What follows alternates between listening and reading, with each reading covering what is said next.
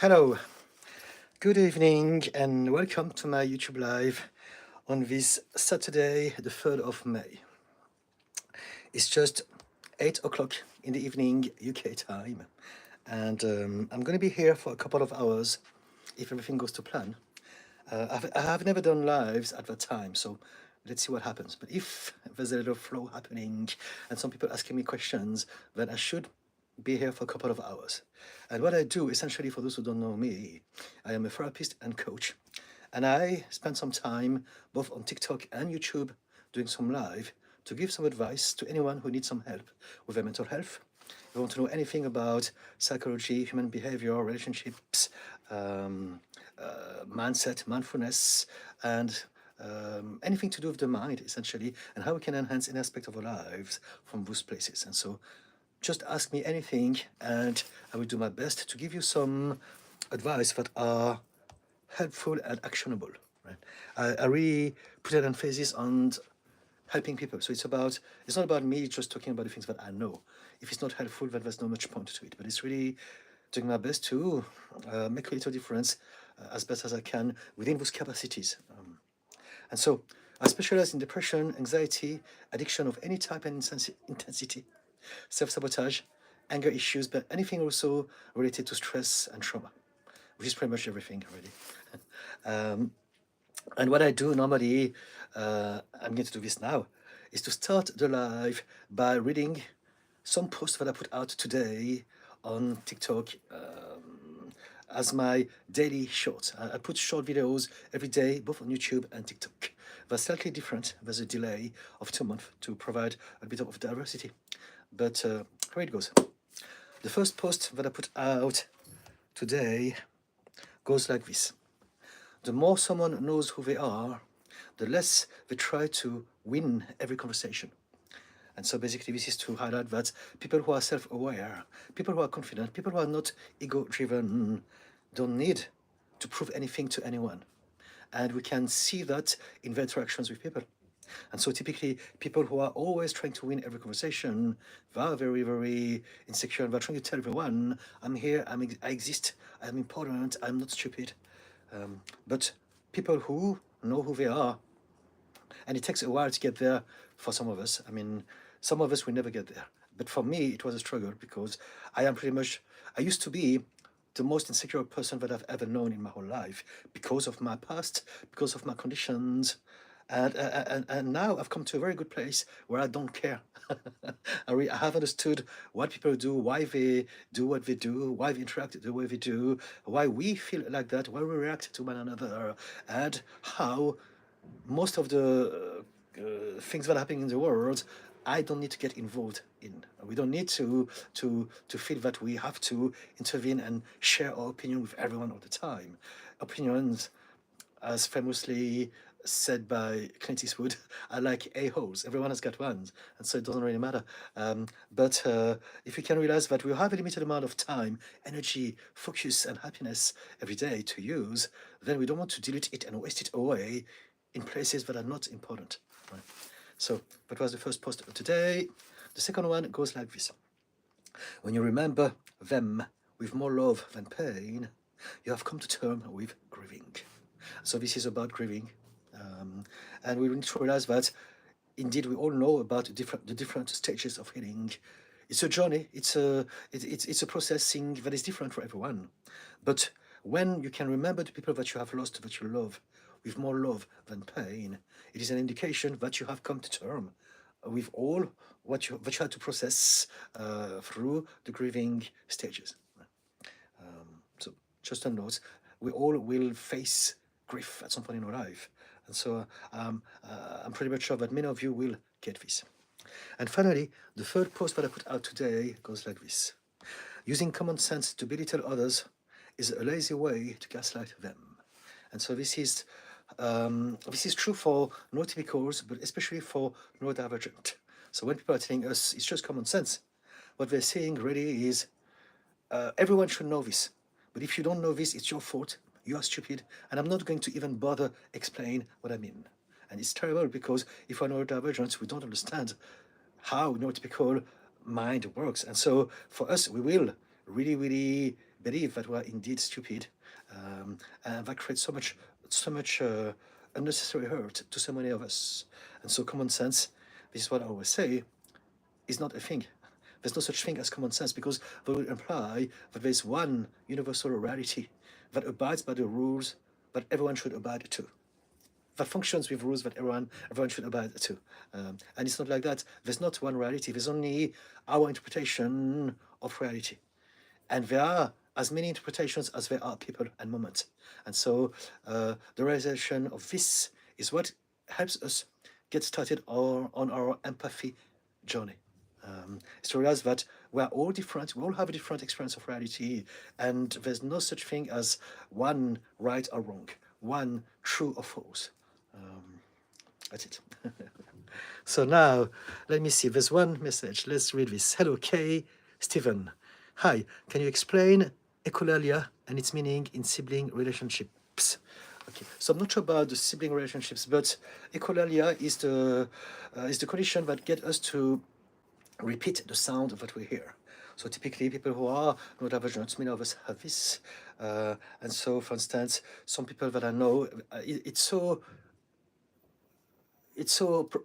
pervasive in their life that if, let's say, there's a siren car outside in the street that goes, they start to sing, they repeat it without really realizing it. And so with people who are on the spectrum of autism, if you say something, they will repeat literally what you say, depending on how they are affected by this.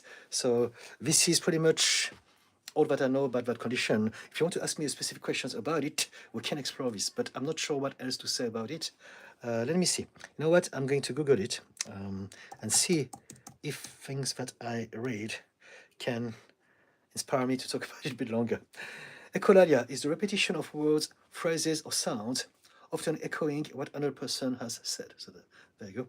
It's a common behavior in young children as they learn language, but it can also be associated with conditions like autism spectrum disorder.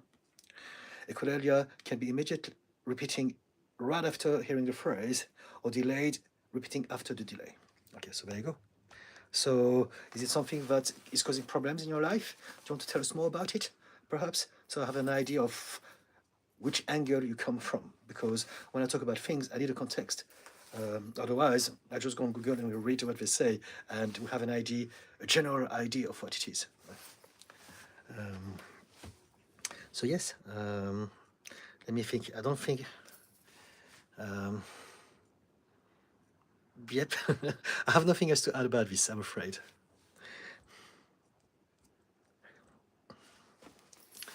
So that's it for now. What I'm going to do, since there's no question yet, any more than that one, I'm going to keep on reading and commenting about my own post. So hopefully that will inspire some of you to ask me something. No, this one. Kay.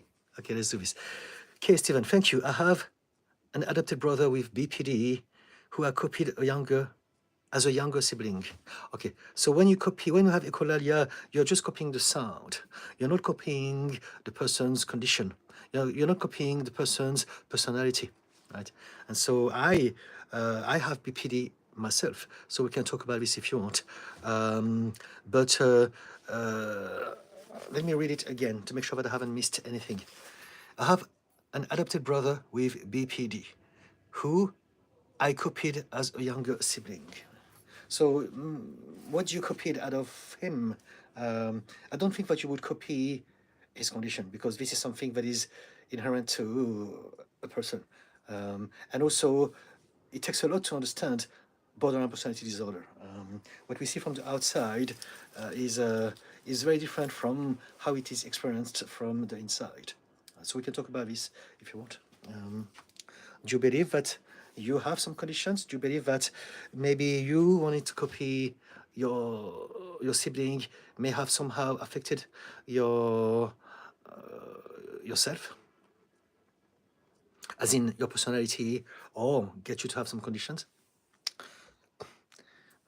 This would not get you a condition, but it may influence you and affect you in some ways, and we can talk about this. Omnom, hi Didi. Hello Omnom, how are you doing today? Thank you for being back. Is there anything you'd like to talk about? Okay, so let's go to my other plan. Let's read some more posts until I've got some comment.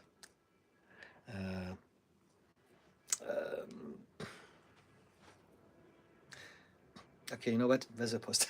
So let's do this. Okay, yes, unconsciously, I overtalk and over-explain. Okay, so if you overtalk and you over-explain, it's not because you have copied your sibling, it's because you may have a condition yourself.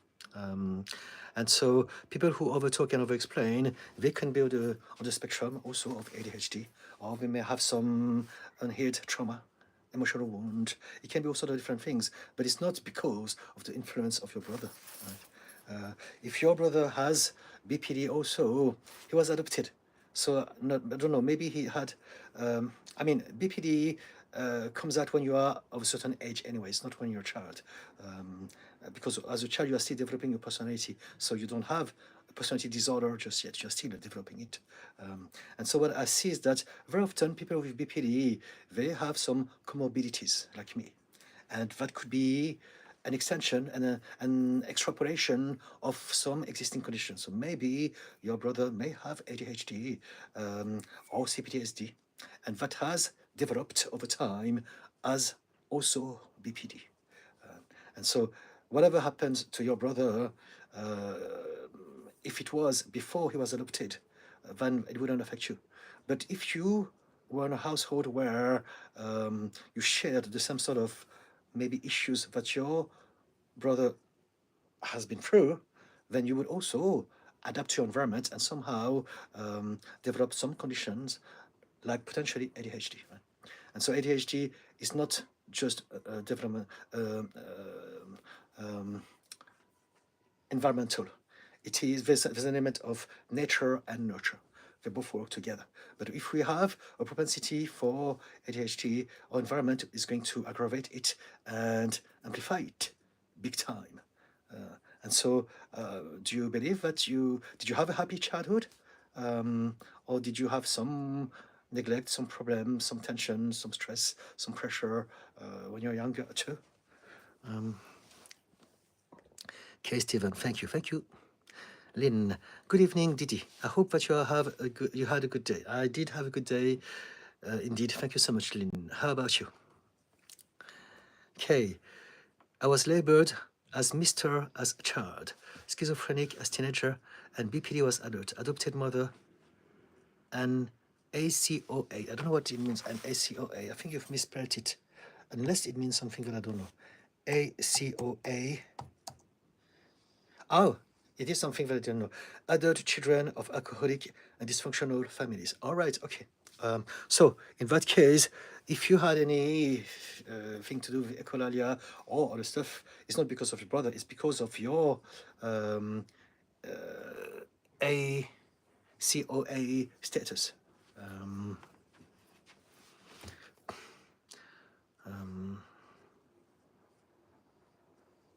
You're talking about you, or you're talking about your brother? When you say that was labeled as Mr. as child, schizophrenic as teenager, and BPD as adult. Adopted mother, and I think it's you, isn't it? I know, he was labeled, okay. He was labeled as Mr. Okay, but how about you? Did you have a happy childhood? Were you all right? All okay? Because we're talking about you, aren't we? Omnom, I am doing okay, still freaking out a little. I have A-level exam on Monday. I've studied as much as I could. I have a whole semester of stuff that I didn't get to. All right, let's talk about this. So I can't remember if it was with you or someone else, but I had a few conversations about exams lately on the lives on TikTok. And so what you want to do is to realize that if you want to optimize your brain power in regards to your exams, less is more. So it's not about what you want, it's about what you can do. So be aware that less is more. If you focus just on studying the things that are important and you give your brain some rest so that it can process this information, so if you can keep yourself also away from stress, from anxiety, from overthinking, then your brain will be optimally remembering the things that you are going through. And that's how you will make the most of your time in regards to your exams. Right? And so if you're saying that you didn't study a whole semester of stuff, it doesn't matter. It's not going to happen just like that. If your exams are tomorrow or next week or in 2 weeks' time, you won't be able to do a whole 6 semester or not a whole semester with 6 months of information just like that. And so just trust the universe that you will have the right answer for the right question at the right time, and do your best to give yourself some peace. Right? When we stress out, when we overthink, when we worry, when we're anxious, it contrives your brain, it prevents you from working at its best. And also, literally, if you don't rest, if you don't sleep enough, and if you're always thinking about those things, you will also not literally process those very information in your brain. And so my advice is take it easy, focus on the big lines, do what you can in the knowledge and understanding that you have to give yourself some moments of peace and rest. Meditate if you can, go to the gym, do things that make you feel good about yourself, and whatever happens, happens. Remind yourself that studies are important and you want to do this because it's important for you and for your parents. But no matter what happens, you have a whole life ahead of you. You don't want to feel that pressure because those studies may happen or not, it doesn't matter. Because life is ongoing and there are millions of things that can happen to you, and we can all succeed in myriads of many different ways. You know the say, all routes lead to Rome. And so if you want to succeed, just focus on yourself, and eventually life will unfold your potential for you one step at a time. And the best way to go with your flow is to let go of pressure, let go of stress, as in, oh, what if I fail? It's going to be horrible. No, whatever happens, happens. If I get it right, yes. If not, it's okay as well, because there's always another day. There are always new opportunities, and life takes us in different ways. Sometime by getting us in some situations that are not comfortable for a while. But when we look back with hindsight, we realize, you know what? It was only a moment, and after all, I'm much better off where I am now. So take the slack off your shoulders. That would be my advice to you. Okay, my brother was labeled. Okay, I get it. Okay. Okay, I was. Thank you for insight. I love your work. Thank you so much. So you mean you're happy, right? I think that's what you mean. And we're just talking about echolalia. Echolalia, it's a real condition. If you have created a habit of repeating things because of your spending time with your brother, I don't believe that you have the condition. It's just a habit. When we have a condition, it's linked to other stuff which are much more serious, and we can't help it, and it's automatic, and it's quite obvious as well. But sometime, maybe out of empathy, as a part of you that wanted to connect with your brother and did that as a habit, just to have that connection with him. So I don't know. Correct me if I'm wrong. Do you think that's what happened? And thank you for the compliment, for appreciating what I do. Omnom, I am stuck between studying the semesters that I have left, in bracket new info, and revising the material I have already studied.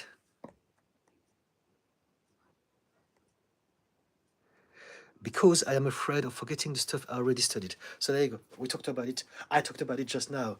Let go of the stress. Let go of the fear. Let go of the overthinking. Let go of the worry.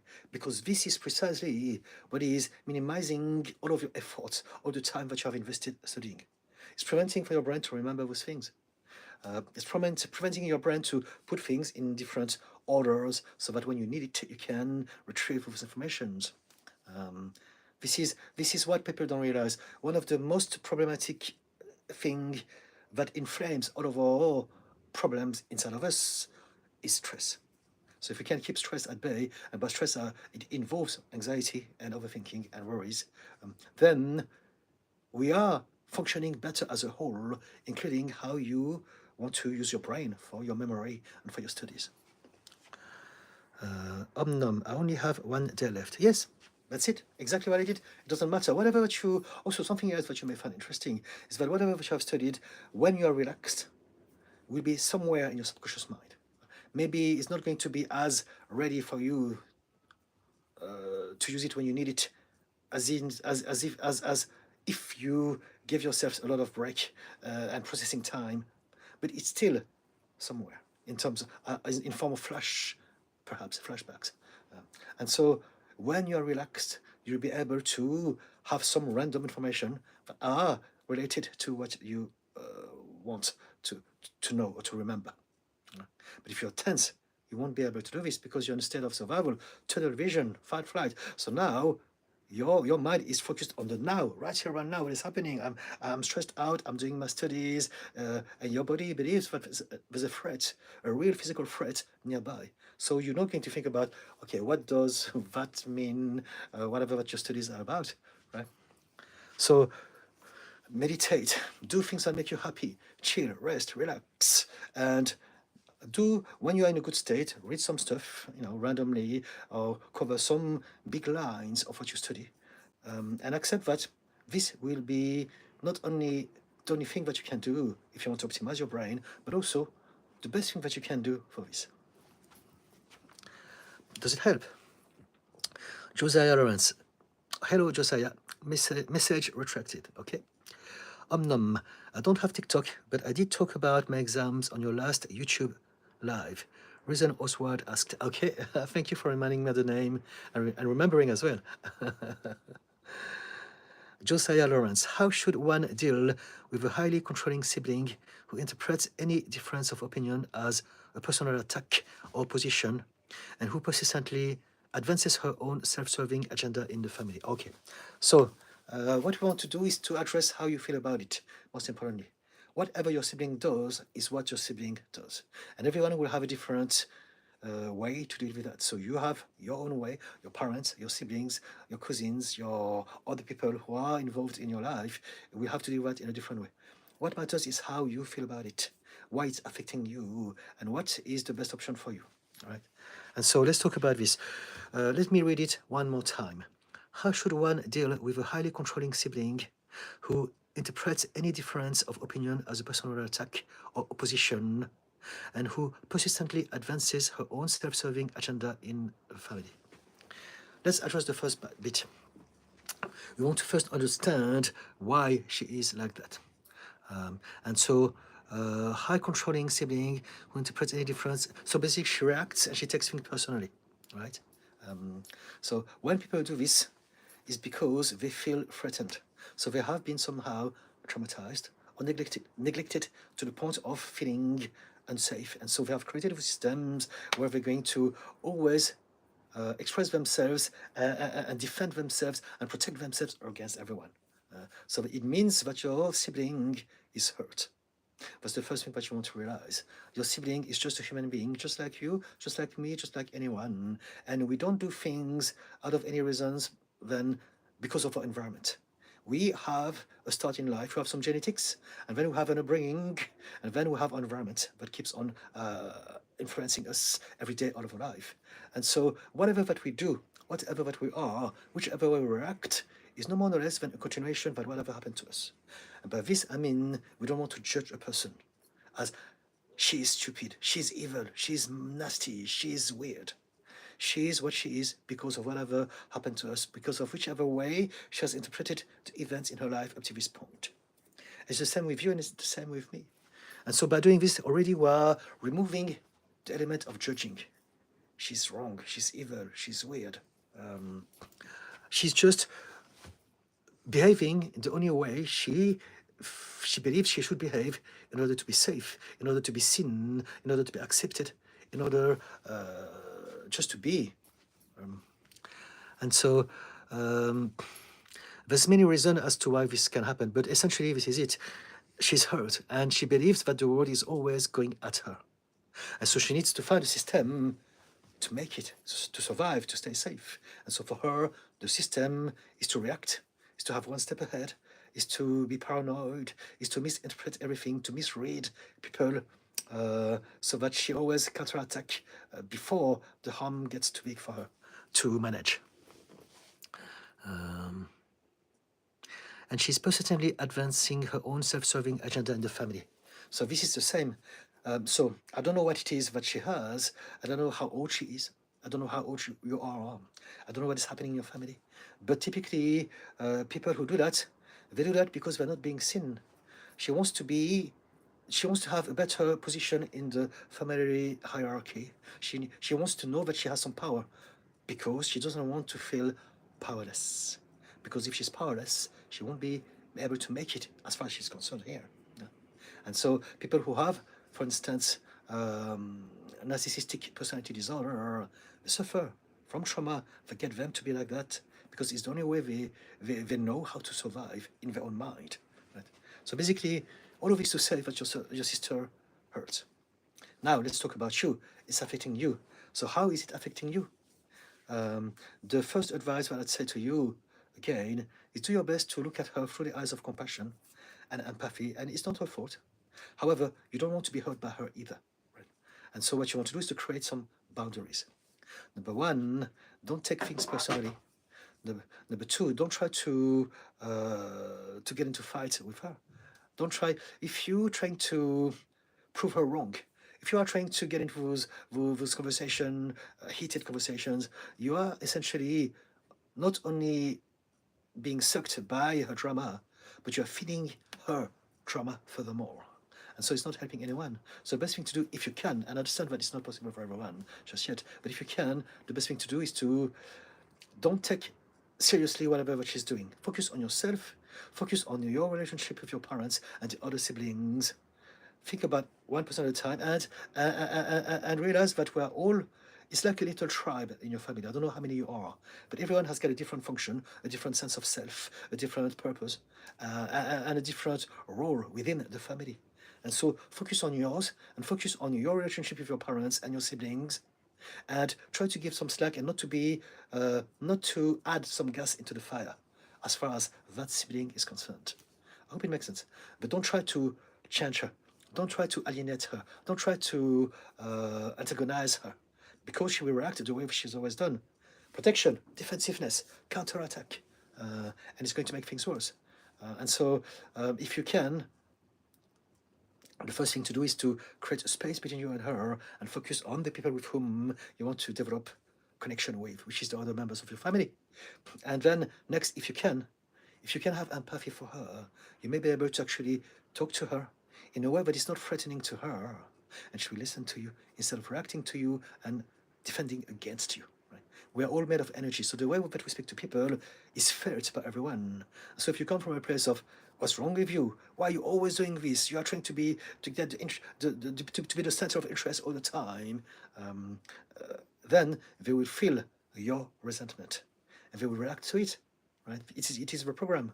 But if you can come from a place of peace, white flag, and wanting to genuinely find out about her, say, you know what, I don't know what's going on, but when you're on time, we can talk. Let's sit down, and try to show her something else. She may be able then to connect with you and listen to you, and somehow change some aspect of herself a little bit. So there you go. But if you don't want to give me some more specific details about any situation, we can cover them as well. Spag, do you prefer butter or oil for cooking? It depends what I cook. We use both butter and olive oil. So there you go. Both. Kay Stevens. Yes, I was happy and learned to be empathetic by how hard he tried to fit in. But he also is a servant. Okay, so you have a good relationship with your brother, is that it? You look up to him, you respect him, and you appreciate his journey. You believe that you have developed some empathy. So yes, so it all sounds good to me, right? If you want to ask me something, the way that I function is with questions. Ask me bullet point questions, precisely what it is that you want to know, and I will focus just on those words to come up with something. But you know, it sounds good. Well done, Kay, for being a good brother to your adoptive sibling. It's a nice thing to hear. It's not always the case, sadly. Lynn, I have been reflecting on our previous conversation, okay? In particular, how health issues can be caused by unresolved trauma. All right, I have been suffering from random conditions for years, immune system response, question mark. Okay, let's talk about this. So I was just thinking about it before I started the live, because one of my colleague has suffered from lupus for 27 years. And she's looking for for all sort of help. She tried everything. She even traveled around the world to see different people, to try different stuff, and nothing has really worked. And she was really, really suffering from it. I think she had a biggest flare-up like 1.5 years ago. She was all over the place. Her whole life, everything about her life was going down the drain because of how she felt, because of the illness. This was affecting other aspects of her life. And she felt really, really lost. And then today, she put a post saying how her life has changed in the last year. And basically, she shared things that I knew already, that I do with my clients, and that I talk about all the time. But I was so happy that she got it herself. And so basically, she talked about two things. So, of course, she's got treatments to go through. But there are two things that changed her life and made her feel better. So I don't know if she still has it, but according to her post, she's happy. She doesn't have any pain. She's able to travel again, to do things, to reconnect with people. And you have a lot of pictures of her being so happy and energetic. She lost a lot of weight as well. But it's not about the weight, it's about the health. And basically, she's highlighting how the two elements that most people don't realize, which are so important when you have a sort of autoimmune disease. Number one is stress and anxiety. When you're exposing yourself to stress and anxiety, you are aggravating, amplifying, inflaming furthermore whatever conditions that you have. And so, whatever conditions that you have, you want to prioritize minimizing your exposure to stress. So, there are two types of stress: external stress or internal stress. External stress will be what I call the environment. So making sure that you are not surrounded by people who are putting you down. Make sure that you are not doing things in your lifestyle, work, that involves you being in places that are noisy, busy, that are problematic for you, that can be overwhelming, perhaps. So that's one thing. And the other thing is nutrition. So she basically said that she changed everything about her nutrition, but super precisely in regards to her condition.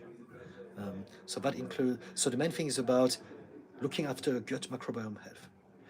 Get rid of any bread, pasta, rice, any carbs, any sugar, anything that is ready-made, anything that is not real food, essentially. And if you can, practice intermittent fasting. So that will depend on your condition as well. But that is very, very, it's a huge game changer as far as your gut health is concerned. It's a lot of fibers, it's a lot of probiotic, prebiotic. And basically for her it was that. Number one, stress. Just 1 second, please. I live in central London, so there's often sirens, especially since it's Saturday. Okay, stress and food. And those two things have absolutely changed and transformed herself. She's now healthy, happy, and it's actually quite miraculous. And that's after 27 years of suffering from it, right? And trying everything. And I have experienced this myself in my own life. I have had IBS and psoriasis, skin problems all my life. And I realized that, and I also tried everything. I had all the scans, the biopsies, the blood tests, whatever. For years, I went to see all the hospitals, the specialists. No one could help me with that. And eventually, I've done some work on myself. So it's not just, so the element of stress in regards to my colleague is that she utilized RTT also to address the emotional blocks that keeps on triggering stress, because the external stress is the environment, the internal stress is your thoughts and your emotions and how you process all those things internally. So if you have some unhealed emotional wounds, that will absolutely generate stress on a regular basis from the inside out. And so she did a lot of that. She's actually a colleague of mine, right? So she had access to a lot of therapists in the last 1.5 years, but she's done that. And I believe, and she says it herself, all of those work that she's done with our colleagues has helped her to tremendously get rid of the subconscious triggers that keeps on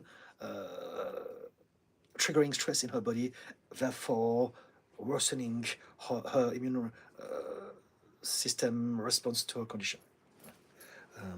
And so, yes, and so with me it's the same. By addressing some of my emotional wounds and by addressing my environment.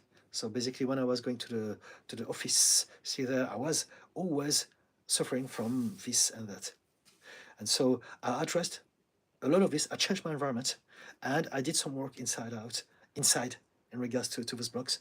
And I also changed my diet big time. And then it's just like that. After a lifetime, now I've got no problem anymore. Right? And I'm not taking any medication or doing any treatment about this. Just by addressing my lifestyle and my environment, I have fixed a lifetime of digestive issues and skin issues.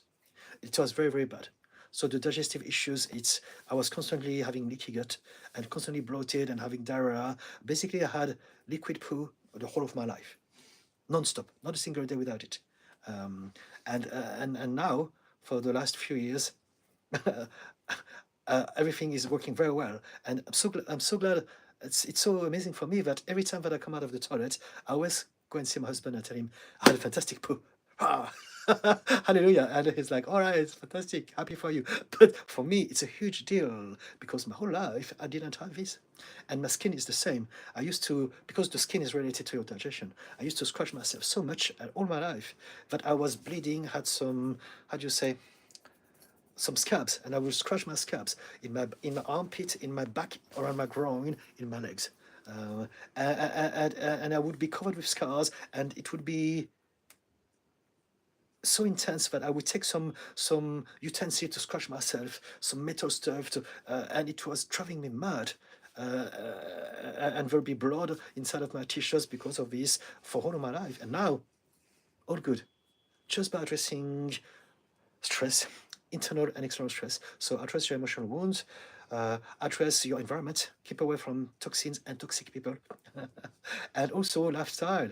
So for me, it's not just the diet, but also exercising, moving around, doing things that you enjoy, spending time in nature, socializing, doing working on my stuff. All those things are elevating my energy, my vibration, and are all contributing to my general level of well-being. Therefore, fixing those things, meditation, doing what I do, connecting with you guys online, talking to people, giving some love back. All of those things are very, very helpful. And as a matter of fact, I just found out that there's some studies that suggest that acts of altruism are very beneficial for your brain's health. They literally studied how your brain gets better if you do things out of random kindness to anyone. So for me, doing those lives and giving advice for free to anyone as often as I can is what I do. It's one of the things that I do. It's not just that. I also talk to people whenever I can, outside of my clients, right? And it fills me with joy and satisfaction and peace, right? And so random act of kindness could be, if you go, I don't know, if you drive and you go to the supermarket, if some people have left some cards behind, put it back. Why not? You can do this. If someone has put some trash on the floor, even if it's not you, and there's a bin next to it, it's easy enough to grab it and put it down. Or maybe if you see someone who is struggling carrying heavy bags, help them carrying the heavy bags, open doors for people. If someone is in a rush and is stressed out at the supermarket, let them go ahead of you in the line. Little things like that. It doesn't seem like much, but if you can do this, it's very, very actually beneficial for your brain's health in terms of everything, dementia, Alzheimer, but also memory, and it's also very good for depression, for any symptoms related to depression, according to the studies. So there you go. So it's a different way to look at those things, but it's important to, again, as I always say, when you're dealing with a problem, you want to understand as much as you can of yourself, because nothing that happens in you or your body is only ever because of one reason. It's always because of many things all occurring at the same time and creating the situation for you. And so a bigger picture you have of yourself, the more you can address different aspects of yourself and eventually find a solution to your problems. Does it help, Lynn? But it's also very, very empowering because we have another friend who's going through cancer, stage 4, and she's very determined and she wants to heal and get better, and she understands a lot of things about the mind, and so we believe that she's getting better even though she's stage 4. But that kinds of really, really over stories from everyone reminds me of this. There's so much more than we think there is. If we want to heal or to fix anything, we need to keep on expanding our mind and learning more about ourselves and look at things from different angles, from different perspectives, because all those things do add up and create huge difference over time. Okay, what do you think about this, Lynn? Spaga, I made you laugh. It makes me happy. Thank you, Spaga. So, yes, a random act of kindness, and that made you happy as well. So back to that conversation, what it means is that being kind to others is also being kind to our well-being, our health, and ourselves. Meo Gang. Oh, hello, Meo Gang. Hi again. RTT. Love Marisa Peer. Fantastic. Fantastic. Okay, so this is what I do. I am an RTT therapist. So if you want to ask me anything about it, I'm more than happy to explain how I would use RTT for whatever specific condition or case that you would like me to address. Spaga, big love from Quebec. What you do is beautiful. Thank you so much, Spaga. Merci. If you're from Quebec, you should speak French, right? I assume. Merci beaucoup. Yes, it's appreciated. Thank you. Lynn, thanks. I changed environment, eliminating negative people, and not working at the moment due to these health conditions. Okay, I can relate to liquid poo all my life with colitis. Okay, finally diagnosed with BAM. And Miu Gang is asking BAM, what is that? And I myself don't know what is BAM. So I've got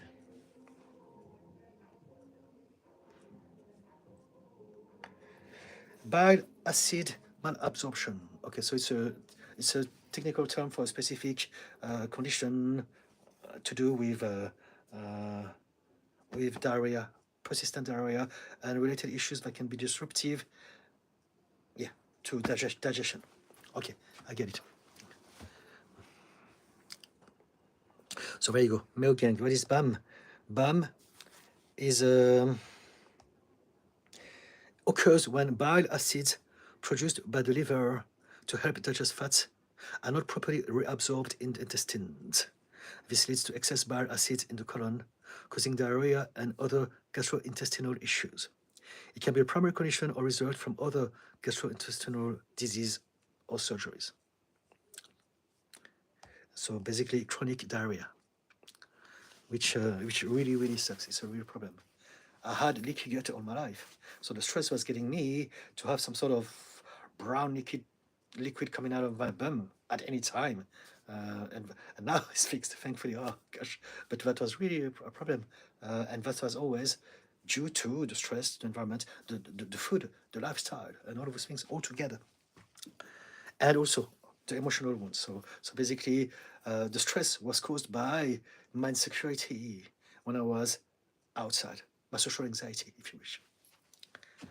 The fear of people, the fear of judgment, the fear of the imposter syndrome, all of those things. Christine, laughing face emoji. Okay. Josiah, I am 36 and she is 35. Her controlling behavior has long caused problems. All right, so you're adults now. Last month, one of our sisters who lived with her died by suicide, leaving us devastated. I'm so sorry to hear. Now, while organizing the funeral, she's completely ignoring everyone else's views. She refuses to collaborate and is pushing through her own plans unilaterally. She chose the funeral date and location on the first day without discussion. This made it impossible for many of my late sister's closest friends to attend. Okay, so let's talk about this. So this is very different. If you're adults, I thought that you were maybe still living at home with your parents and your family. Now it's different. Now, if you're adults, both of you, it means that she's fully blown into a condition. She's lived like that for many years. It has become her. And so she has a controlling behavior. What you want to do is to accept what you can do within the scope of possibility. If she has some control over the events of your sister's funeral that you can't have any impact on, there's nothing you can do about it, right? If you're going to try to speak to her, you know that you've been doing this for many years and it never worked. So accept that there are things that you need to go along with. So you can either fight her by finding ways, maybe legally, to change things. But if not, maybe the easiest thing to do is to just make do with whatever is happening. And for this to happen, you must let go of the resentment that you may have towards her, which would be very normal and very appropriate and understandable, right? If you have a difficult sibling like that is creating stress for everyone else, there will be some resentment. But here's the thing. If you want things to get better, you need to change your energy. Otherwise, as long as you see her as the problematic one, she will feel it and she will keep being the problematic one. You are all going to make sure that she stays that person. This is how she sees herself. She's the rebel. She's the bad one, or whatever that you all believe that she is. And so the more you continue that energy, the more she will feel it, and the more she will continue just acting like the way she believes she should act like. So I don't know if it's going to be happening in time because it takes a lot of work for this to be done. But if you can change again your energy when you speak to her over time, that may touch her in a different way so that it gets her to do something else, to take another decision. Right? But if it doesn't happen, accept that you have a whole history together. You don't know what is going on in her mind. People don't realize that when children are like that, they went through an awful lot. And so the siblings think that there's something wrong with them because they're there and thinking there's nothing wrong, I was happy. But every sibling has a different experience within the same family. If you come from a big family, not a single sibling has got the same parents, for instance. And so we don't know what's going on in the mind of your other siblings. Your experience, if you're happy or okay, is yours. If your sister is like that, it means that she has suffered from something, right? Either at home, you don't know, it's hard to tell, or at school, or anywhere. But something has affected her, and from her perspective, maybe she's seeing, oh, everyone seems to be happy. I'm the one who has that immense burden that I can't even talk about. And so that is going to get her to be even more bitter and reactive and trying to control, maybe to have some sort of revenge over you guys or something like that. I don't know. And so yes, I'm sorry to hear this. But if you can learn to look at her through the eyes of empathy and compassion, that'll be the first step. Because otherwise, if you still see her as the enemy, as the problem, nothing will change, right? Having said that, if things don't get better despite this, because it does take time for these things to kind of happen, then accept that she's deciding the day. You may not be able to do it at the same day, but you can always go and see after. Maybe you can ask you can check out in regards to laws what you can do about this, right? There are myriads of ways, but the main thing is to realize that your sister is the way she is because of X, Y, Z, and you want to let go of your own judgment in order, if you want to optimize the situation. That's for sure.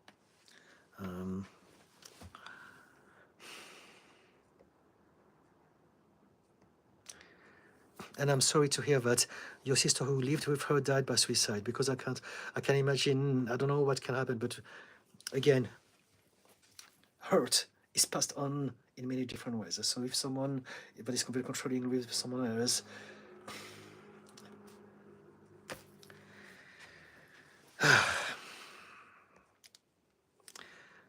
now we're organizing the funeral, she's completely ignoring everyone else's views. But also, again, when I'm talking about empathy, it's very important to realize that she has her own perspective of things. So maybe you had some assumption. She looked after that sibling who unalived themselves, right? So we don't know about a relationship, but also maybe that sister who is controlling, I don't know, I'm just assuming, I could be wrong, but maybe she really cared about her sister. Maybe she's bitter, but she was the one who had to look after her, and no one else did. And she had the burden to do all of this. And maybe there's some bitterness about this. That would be also very understandable. It's not about accepting something bad that has been done, but it's about realizing and understanding where it comes from. So it's easier for us not to label the person as bad. We can understand. We are all doing our best with whatever we've been given, and what the acceptance bit is not accepting that they have hurt you. It's accepting that there's nothing you can do about it at this point in time, and so yeah.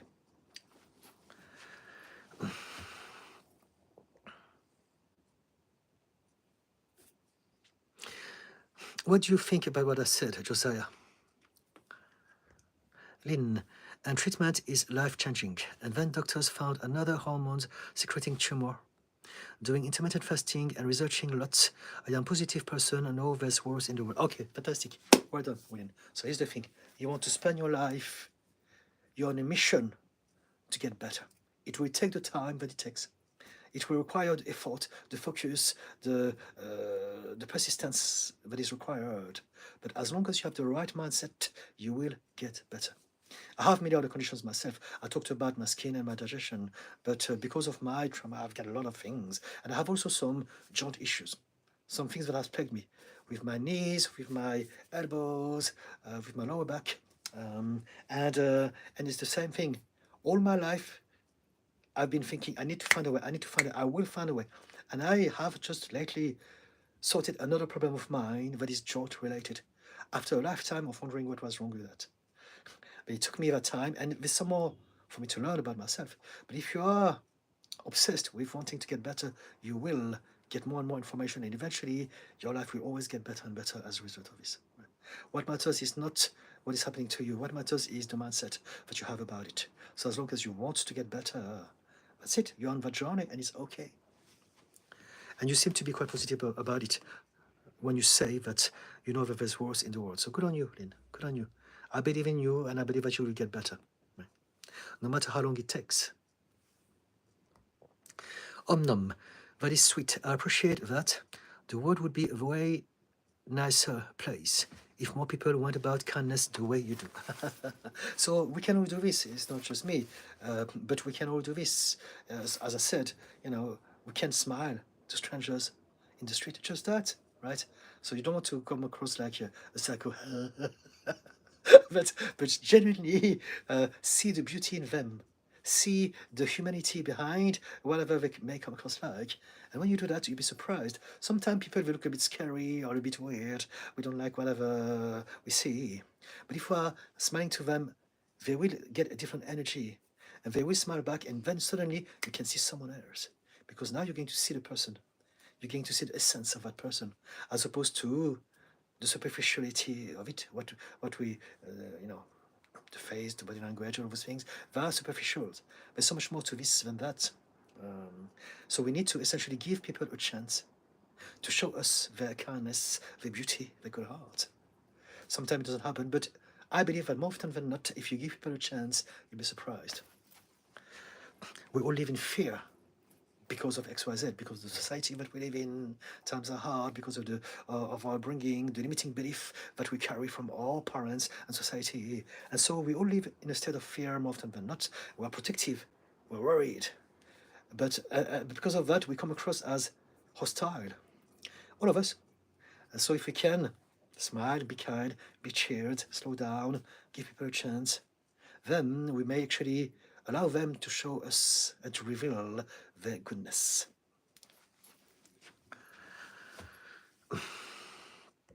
Josiah, her actions are causing even more pain in an already tragic time. I get it. I'm sorry to hear this.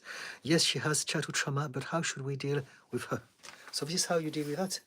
You deal with what you can do about it. She's her own person. She's a grown-up. She's an adult. She's 35 or 36, one of them, right? And so how do you deal with anything at all? If she was a stranger, how would you deal with that? You will assess, what can I do about this in this moment? You will think, okay, how can I make it better? What can I do about the situation? This is what you would do.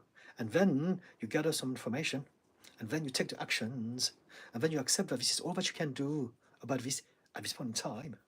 And then the next moment, you gather more information, you expand your mind, you readjust, you recalibrate, and you get better at finding a solution. That's it. It's the same for everyone. The real problem is not the thing that you have to address physically. The problem is your resentment toward her. It's all about emotions. So this is what I'm talking about. Learn how to let go of it and see her in a different light if you can. If you cannot, because maybe it's not possible. I don't know what happened between you and her all of your life, so maybe there's a lot of baggage. But if you cannot, then it's also okay. But then just see her as a stranger, as a person, and deal with her the way you would deal with anyone else. The only difference between your sister and a stranger is the emotional baggage that you have together. That's it. It's the history that you have. And so that's why I'm saying, do your best to see her at a different light, so that the way you interact with her, the energy that you radiate towards her, shifts a little bit. And eventually she may be able to feel it and also adapt and adjust and change. And if not, keep trying. We can't change people. People are on their own journey. We all are. What we can do is to change ourselves. We can change the way we see them, the way we interact with them. We can change our expectations of them, right? I think one of the main problems with siblings is that we have a lot of people who are close to us who have expectations for them to change. And this is what is eating you, really. Right? Let go of the expectations. Let them live their lives, go through their own journey, and hopefully heal and get better and find peace and happiness sooner than later. But this is not up to you. Yeah? If it was up to you, I'm pretty sure that it would have happened a long time ago, right? So yes. What do you say, Josiah? Miu Gang. Yes, please do explain more about RTT. So I can explain about RTT if you give me a case to explore, right? So let's say do you have anything that you would like to address? And then I can explain to you how I would use RTT in regards to your specific case. Because it's just a tool. It's like, can you explain to me how to use that brush to create a painting? So I would say it depends on the painting, what you want to do. So we use the brush, but we can talk about the thing itself. Christine, Josiah, I'm so sorry, that sounds hard. Yes, indeed. Lynn, bile acid malabsorption. Yep, thanks to Google, I get there. It was made worse after gallbladder removal. Okay. Kay Stevens, thank you for the little hearts, everyone. Kay Stevens, my phone went out, but thank you for listening and providing positive feedbacks. Blessings and peace for your good works. Thank you so much, Kay. I'm glad you appreciate this. Josiah Lawrence, thank you, Didi. Okay, something that I said was good. Thank you. I'm glad. Lynn, thanks, Didi. I've always been a positive person despite events being one step forward and then 20 backwards. I have early osteoporosis due to the first hormones secreting tumor, pituitary, so prepared. Okay. Okay, so I'm coming to the end of the thread for now. Let's see what other comments I have.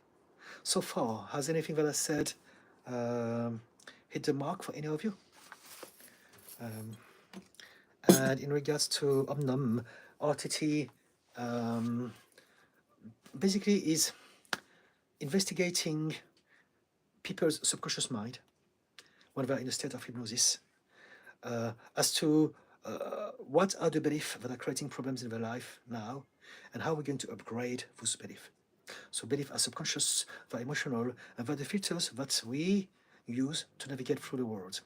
We all have lots of beliefs, and more often than not, we don't have any awareness of them because they're literally the filters. So let's say this is a belief. Because of that filter, that's going to get me to experience that moment, that reality in a certain way. I am only aware of the experience, not the belief. And so whatever, even physical stuff, they're all created by emotional belief that we have, that are going to trigger some chemical reactions in our body that is going to affect some of our organs, for instance. But also when it comes to mental and emotional health, anything to do with anxiety, depression, overthinking, anger, all of those things, we need to realize that it's also all the results of hormonal secretions in our body and neurotransmitters in our brain. This is how the body and the mind works. We send signals to other parts of our body and brain through some chemicals. And so those chemicals have been triggered by some belief. We believed back then when we were a child that because we're in danger, I'm going to do this to protect myself from that danger. And because it's a system that is created by a child, it doesn't make much sense.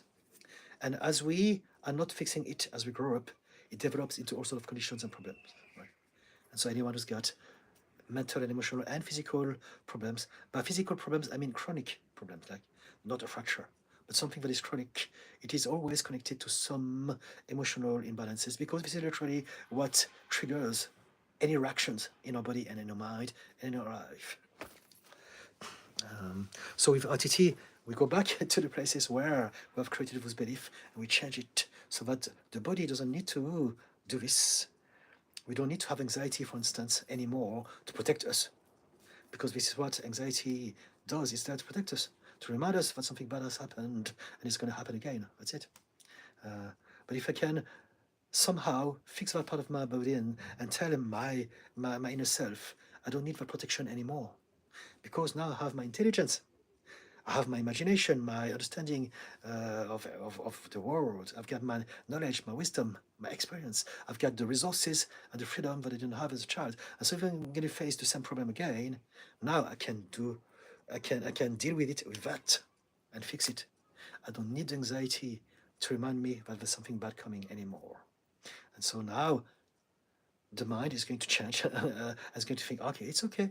You and your child is going to realize, I realize I was there to help you, but if you don't need me anymore, now I trust that you will be okay. So it's not going to come back and express itself whenever you're going to face those triggers that have been there all along to do with those reactions and belief. I hope it makes sense.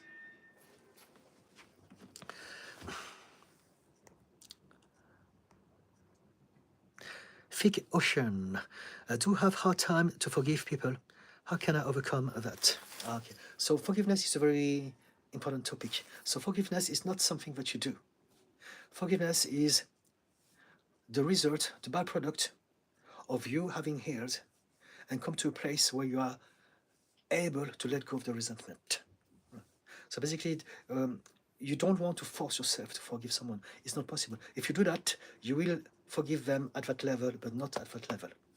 You will create more resentment for yourself. And so it's very important to realize that forgiveness is not a choice. Forgiveness is a symptom that you have healed, that you are ready to no longer have resentment towards them.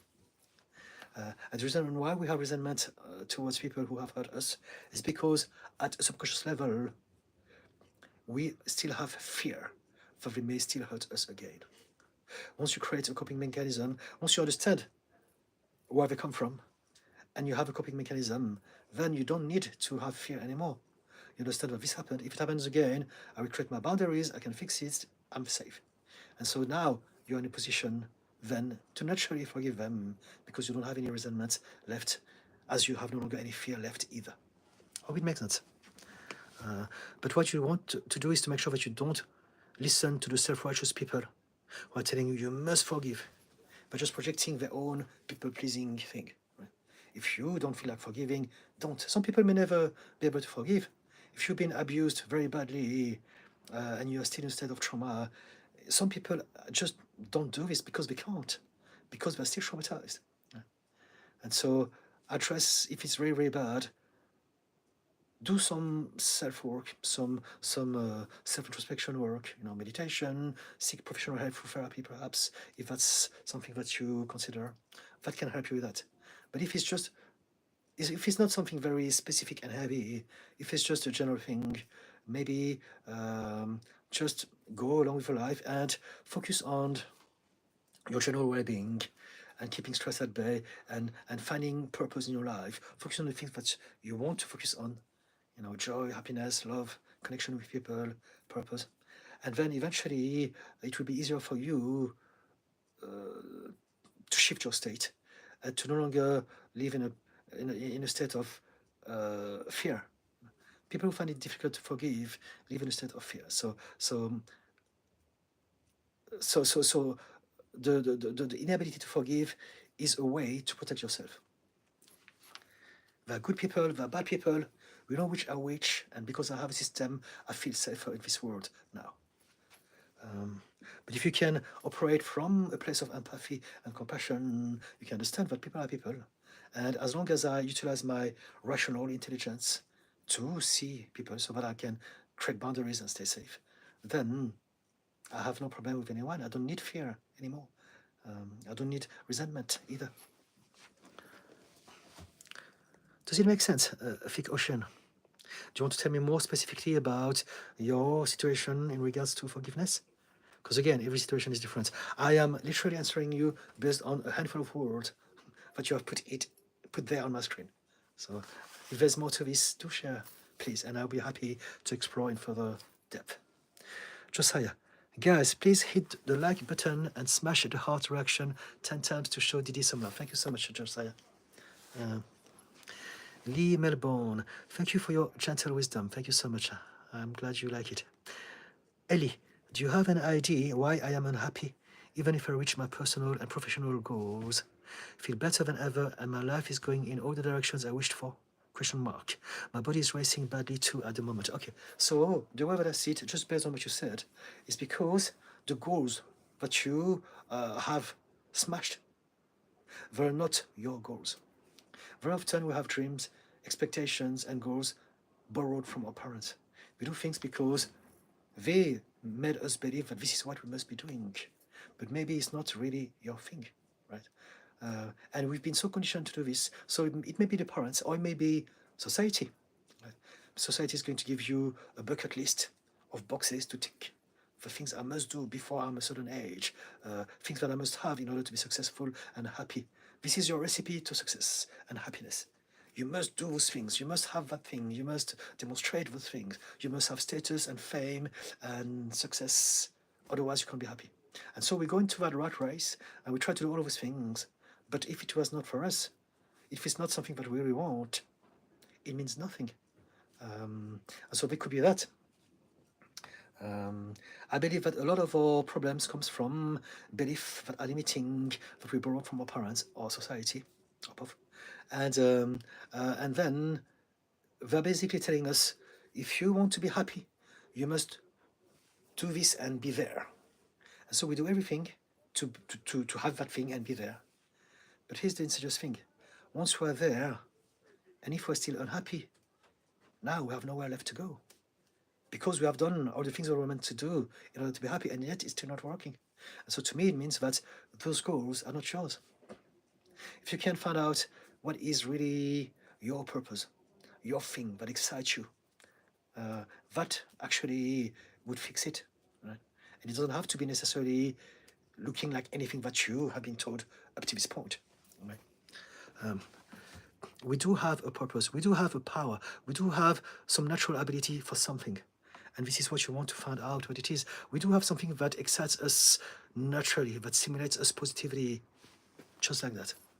And if you can find this, you will not have any problem going on that journey and having the success.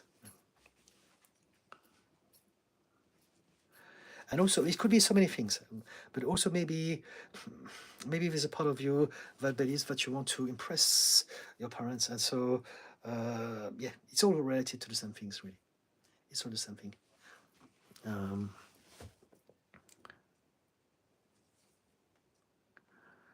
So tell me more about yourself, Ellie. So let me know, if you want, what you think about what I said so far. And if you want to give me more details about yourself, I can develop this more. Josiah, at Eddie, what was pushing you to achieve those goals? So there you go. Yes, Josiah. Reborn, is this live? Live. Yes, it is live, Reborn. It's live. On YouTube, I think they're always live. On TikTok, some people can repost. I don't know if you can do that on YouTube. But yes, it is Saturday, the 3rd of May, and it's 9 o'clock and 8 minutes in the evening in the UK time.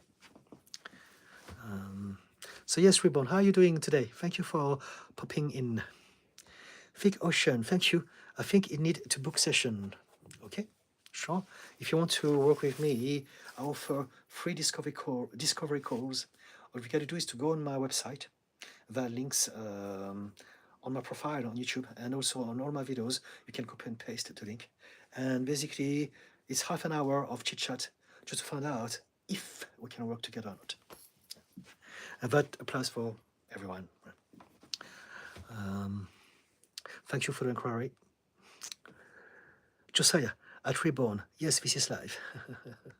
Thick Ocean, I will book a session to talk about it in deep. Okay, let's do this.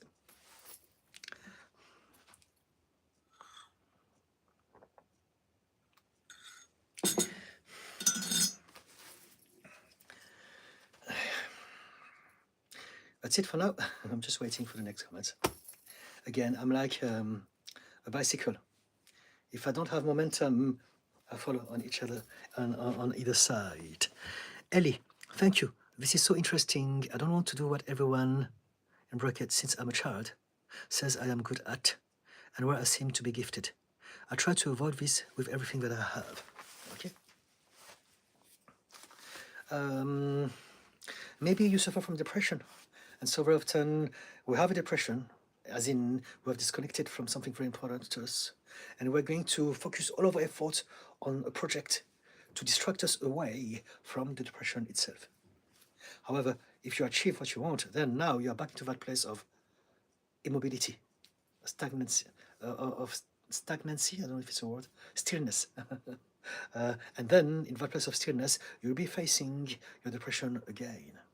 So maybe there's that. Sometimes, some of us, we've been told, especially typically men in a patriarchal society, we've been told that our worth was related to our productivity, to the things that we do. We are the one who's providing, and so our role, our worth, is just to do that. And we don't have the choice to look after ourselves, to ask for help. We can't show weakness or vulnerability because that'll be bad. You have to be strong, you have to be successful, you have to help and support everyone.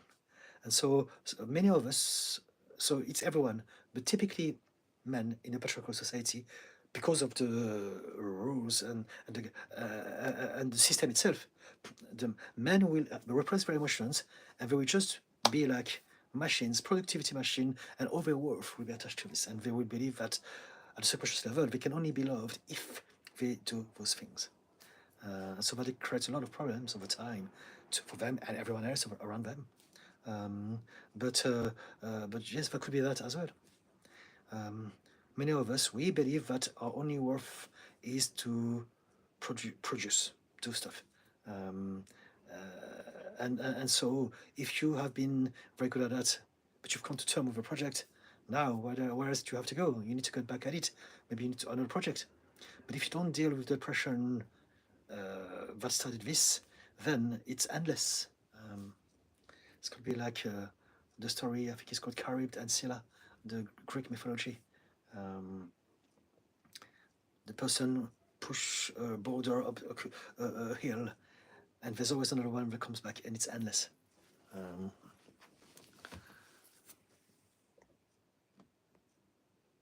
So yes, Eddie, do you think that you can relate to what I said, or not? Because it's not necessarily that. It can be many things. Josiah, what is the root of the strong need to perform and achieve at the expense of everything else? So it's external validation. The need to perform and achieve. So this is exactly what I talked about, right? Because we believe that this is who we are. This is how we get love. This is how we're accepted, how we belong. So for some of us, because of that, we are perfectionists and we are high achievers. So this is always the cruel thing. A lot of people who say, I'm a perfectionist or I am a high achiever, they carry this like a badge of honor. They're proud of this. But they don't realize that it's actually an illness. It's a problem. If you're a high achiever, it means that you don't love yourself and you believe that you can only be loved if you do those things. If you have that thing, if you demonstrate that. Otherwise, no. And perfectionist is the same. Perfectionism is the idea that you are not enough no matter how hard you try. And so it's a curse. We suffer from that.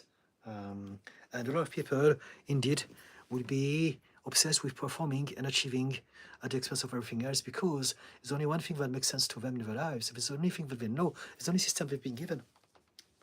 Yeah. And if that's the case, you can change this. You don't have to believe this. You want to upgrade your belief that you have about yourself so that you no longer live on a constant state of chasing validation from others. Does it make sense, Josiah? Male gang, social anxiety, I have it. Please talk about that if you like. I need you to be more specific, please. So I love to talk about things, but when people just tell me about social anxiety or tell me about depression, it's very vague. I really want to help people more specifically, right? As opposed to just telling you something generic that you can find on Google or on AI or wherever in 1 second, right? So social anxiety can be many things, but the general thing that I say about this is that it's a fear of being judged by people. We believe that if we are being seen by people, it also means that they are judging us. And that's what creates the social anxiety. We live in a state of fear. We believe that people are hostile, they are bad, they are waiting to find out the bad thing about us. They need to reveal all of our dark secrets to everyone. Or maybe they just hurt us. If we suffer from bullying, as I had in my childhood, then you will have those, your nervous system will be fearful just because you are surrounded by people. Social anxiety happens at different levels. But one of the aspects that I had anxiety with people was to do with my trauma, again, bullying. And I remember this because for a long time, even as a young adult, whenever I would see someone that is bigger than me, I would actually feel fear in my body, even though they would be smiling, happy, But if I don't know them, if they're big, I will actually feel little fear in my body. And I remember looking down and sweating and having my pulse racing in front of people who are nice and kind, just because they are taller or bigger than me, or because they looked in a certain way, or because there are many of them. That happened to me all throughout my adulthood. Not anymore. Now I'm super zen. But it took me a lot of time to understand and to work on myself in regards to that. But social anxiety is a collection of many different things. But essentially, it's the idea that when you are with people, you're going to react physically and feel bad and feel fear and unsafe.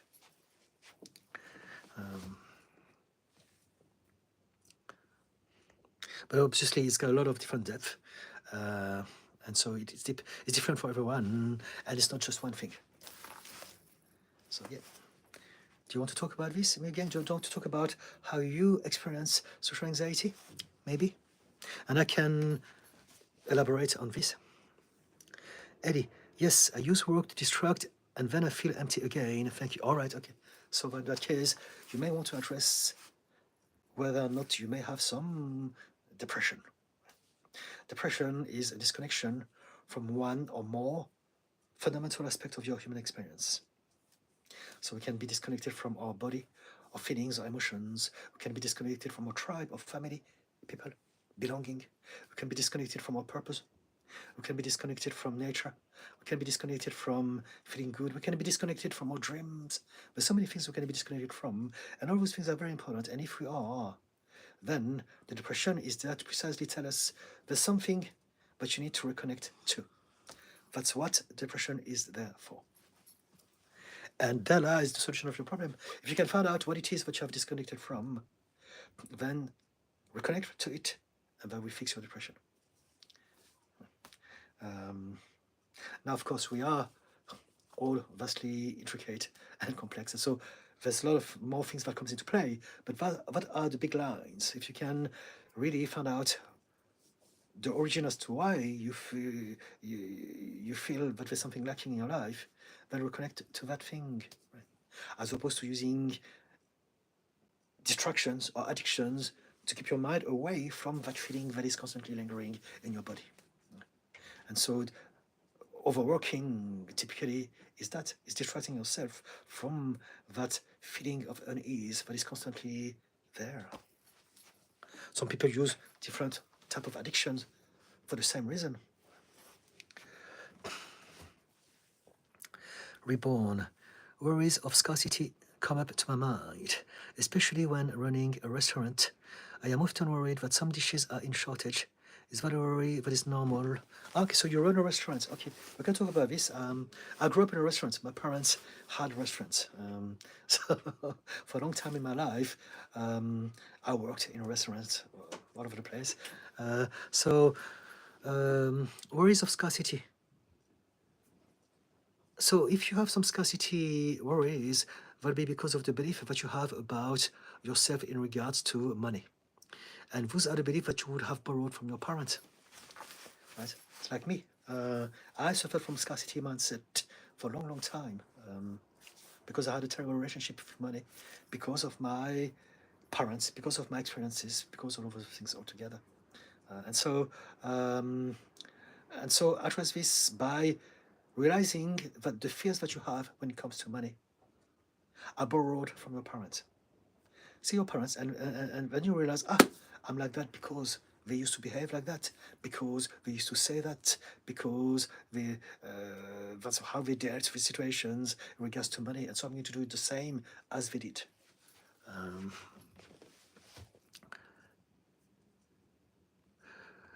But I'm talking about money. I'm realizing that you're talking about, I'm often worried that some dishes are in shortage. It's the same. So basically, change the way you think. If you have some dish in shortage, what do? You tell the client, okay, this one is off. Why don't you try that one instead? It's very easy, right? Get that. I work in a restaurant myself, and this is what you do. If you're running out of a product, you just tell the clients, this is off the menu, unfortunately, because it's been too popular. However, try this instead and come back maybe another time to try that dish that you wanted originally. It's very simple. But if you have fear, it's because there's a part of you that believes that, catastrophe is the end of the world. What are we going to do? And where did you borrow that belief from? From your parents, most likely, or from someone that you looked up to. And so because of that, you have observed your parents, and the way your parents dealt with the situation was, panic. And so now you're doing the same as they did. This is what you've learned from them. And you're not aware just because it's a habit. But you can change this. You can remind yourself, we run out of something, not a big deal. Now I can push another dish. I can upsell something else. I can promote another recipe. It doesn't matter. I'm sure that you don't have just one dish in your menu. There's going to be more things. So just suggest other things and tell them, do come back next week and we'll make sure that we have enough ingredients to give you that dish that you wanted originally. Quite simple. Now, what do you think, Reborn?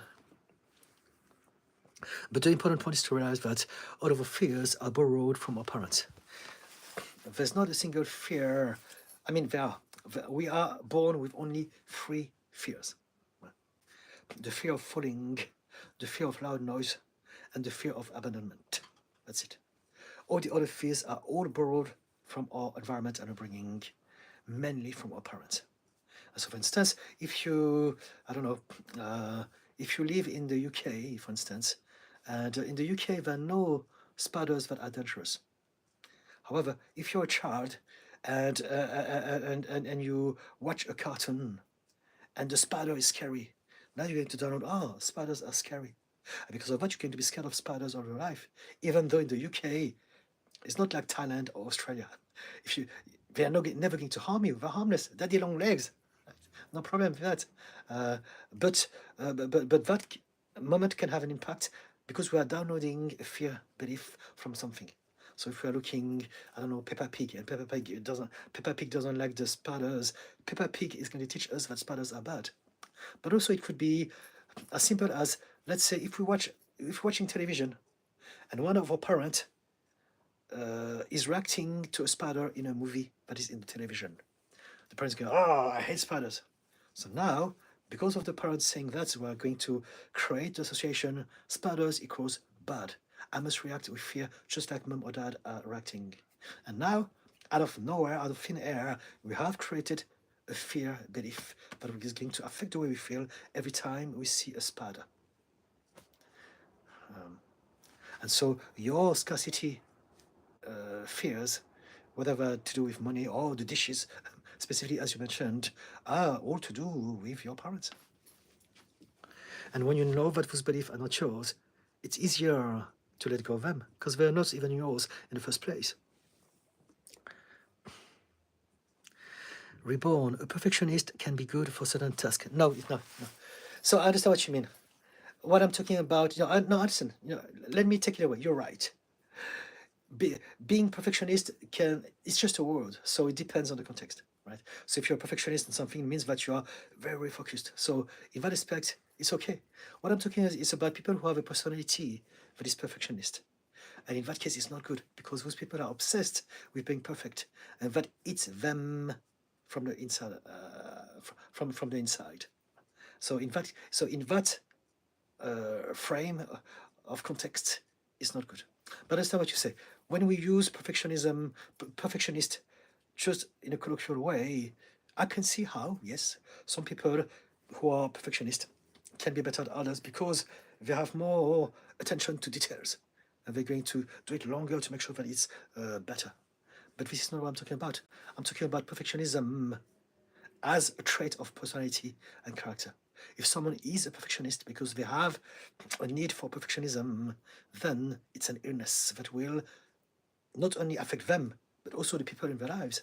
If someone is a perfectionist, they will not only be hard on themselves, but also they will be hard on everyone else, right? So in relationship, it's very hard to live with a perfectionist because we're never good enough for them. But if you're a parent, if you're a perfectionist, your children will suffer a lot because they will never be good enough for you. They will create a lot of problems for them as they grow up because they feel that they're not enough.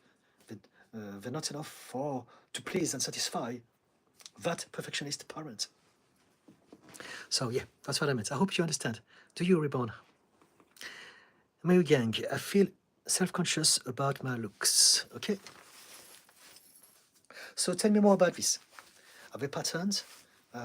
We all have some belief about our looks that are problematic because, again, first and foremost, our parents, but also society. But it goes in that order. So indeed, Instagram, social media, keeping up with the Genesis, it's always been like that, even without the social media. But it's true that nowadays, more than ever, everyone is really much more worried about appearance because everyone talks about it. But even before the social media, back in the 90s, 80s, 70s, fashion, this was always there, looking good, coming across as happy and good and beautiful. All those things were always there. And so the first element that affects us is how our parents behaved in regards to that. And then next to that, society is going to confirm those beliefs that we already have inside of us. And so what you want to do is to accept yourself fully. You want to let go of those judgments that you have about yourself. The judgments that you have about yourself are the judgments that your parents had about themselves. And they may have actually interacted with you in ways that get you to feel also not good enough physically looking. Right? But even if that's not the case, even if they told you you are perfect, don't worry about what others think.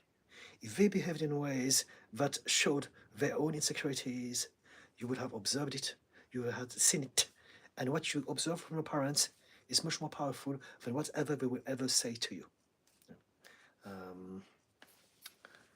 Yeah, so there you go. What do you think about this, me gang? Isamu, hello.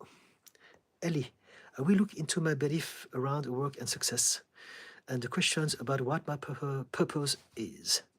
I thought I just don't have a purpose, and that's it. Thanks a lot for the new perspective. All right, thank you. Thank you, yes. Think about the things that naturally excite you. Think about when you're around, let's say, 11 years old. What were the sort of things that you were thinking about? What posters did you have? What books did you read? What shows did you prefer? What kind of things were you more attracted to? Stuff to do with nature and animals, things to do with sports, physical activities, stuff to do with science, stuff to do with art and creativity, whatever it is. What are the things that really excited you when you were about 10, 11 years old? And maybe there lies some hint into which direction you should try things to find out what your purpose is. Your purpose is not just a thing, it's not a job description necessarily. Your purpose is something that you do naturally, that satisfies you, that makes you happy. And because you are enjoying it so much, you're doing it a lot. And because you're doing a lot of it, you're very good at it. And as you're doing it a lot, and as you're being very good at it, if you do it professionally, you will be successful at it as well. Because there's nothing more powerful than loving what you do to become very good at it. And so even in terms of functionality, if you want to be pragmatical, if you do a work, a job, a career that is connected to something that you love, you will become better than all the other ones who do it just for the money or for the title. So there you go.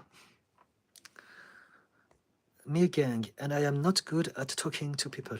Okay?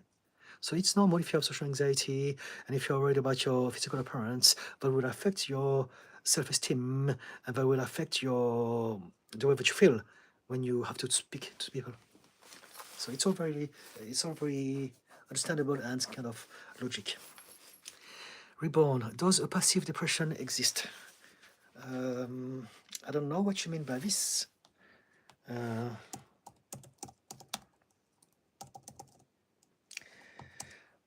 So passive depression. What is the difference between active and passive ideation? No, it's not about depression. It's about the thought of unaliving ourselves. So it's not the same. There's no such thing as passive depression. There is, however, a passive um,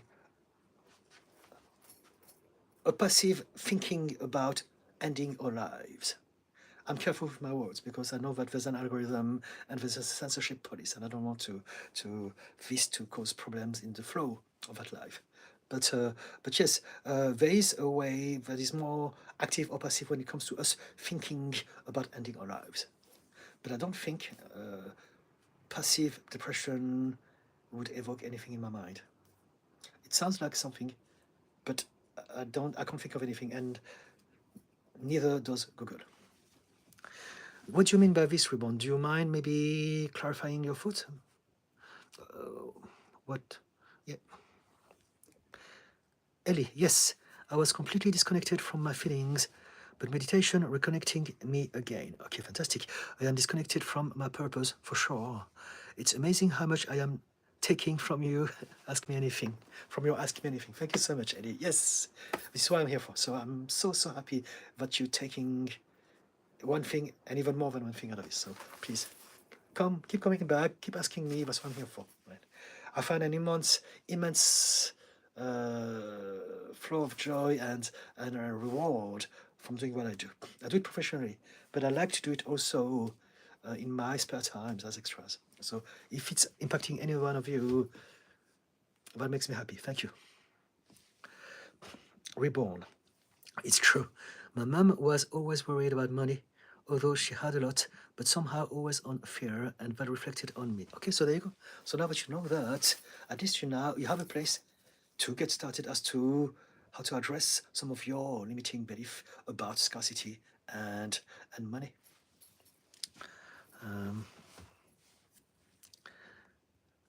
LUSVN, Luzvn. I don't know if that's the right pronunciation. I apologize if that's not, but that's all that I can do at this point in time. Luzvn. I've been struggling with a persistent fear of death, okay? Knowing that it's an inevitable part of life. Despite my efforts to distract myself, this anxiety keeps returning when I'm trying to sleep. Okay, let's talk about this. So the death anxiety is actually more common than we think it is. And basically, it's down to the belief that you have that after life, there's either nothing for eternity, which is quite a horrible thought about to have, or there's a hell. Right? But essentially, it's the fear of the unknown as well. Either you have some belief that are going to create a lot of pressure and stress and fear in regards to what is happening next, or there's a part of you that can't accept the unknown. Your brain needs to be able to see and understand things, to conceptualize things. And so, if we've been taught that death is emptiness forever, it's terrifying. The brain cannot accept that. And so, this is how it starts. There's a belief. Now, on top of that, you may suffer from anxiety, you may suffer from some unhid trauma. And so, if you have those things, if that's the case, then you will be reacting more to your world. You'll be more stressed out by the world, by your own thoughts, by your own emotions and feelings. And so now, the stress that you are generating through your thoughts and through the processing of what is happening around you is going to exacerbate that belief. So first there's a belief, and then there's a fuel that inflame and feeds furthermore that belief. And so now it has developed to that point where you're thinking about it and it's affecting you in your daily routine. And so if you have a fear of death, you want to address both things. Find out, number one, what is the belief that you want to change?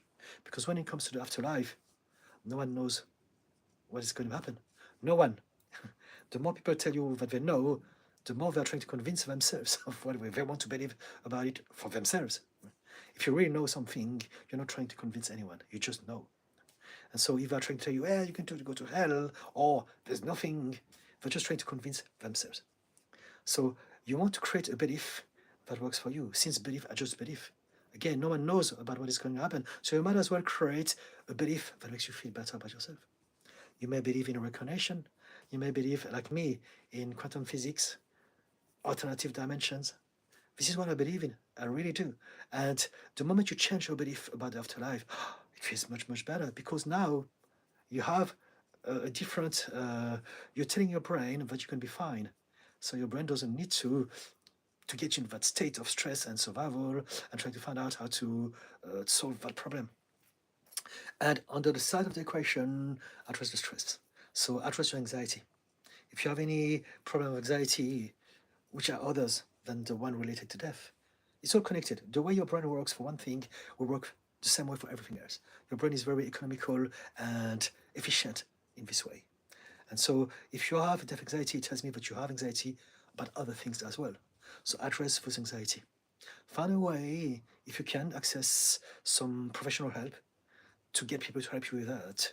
If not, go on your own journey of self-exploration, self-discovery, and learn about your past, learn about your mind, learn about your emotional wounds, learn about your limiting belief. And over time, through the practice of meditation and mindfulness and self-introspection, you may be able to find some clarity and change some aspect of your life, right? And that will help you with the anxiety. Now, there's also other things that you can do. You can address your lifestyle. You can do things that can also absolutely help you with anxiety and stress. You can do yoga. You can do meditation. You can learn how to do things that allows you to let go of the anxiety physically from your very nervous system. You can shake, you can move, you can dance, you can squat, you can do whatever, walk, do all those things that help you. So see yourself as a holistic project. And with anxiety, just like with everything, this is what I always say. You want to address three things. Number one, the emotional triggers that are creating the most problems in your life. So this is what we do with therapy or self-introspection work. And then you want to address your lifestyle. Do you eat well? Do you sleep well? Do you move around and exercise? Do you socialize? Do you spend time in nature? Do you chill, meditate? Do things that makes you happy? Do you keep stress at bay? And number three, your environment. Are you surrounded with people who are supporting you or putting you down at home and at work? Because this influences our state all the time very much. So all those things can help you address your general and the death anxiety itself. I hope it makes sense. And also for those who are new, all the lives that I do on YouTube, I leave them on my profile, so you can always replay it. So if I said something that you didn't really get, just replay it, and you can take notes. And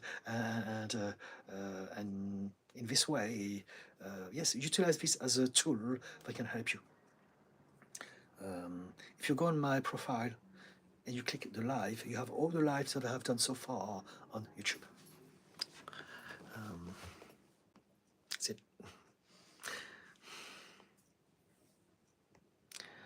Does it help? Lezeven.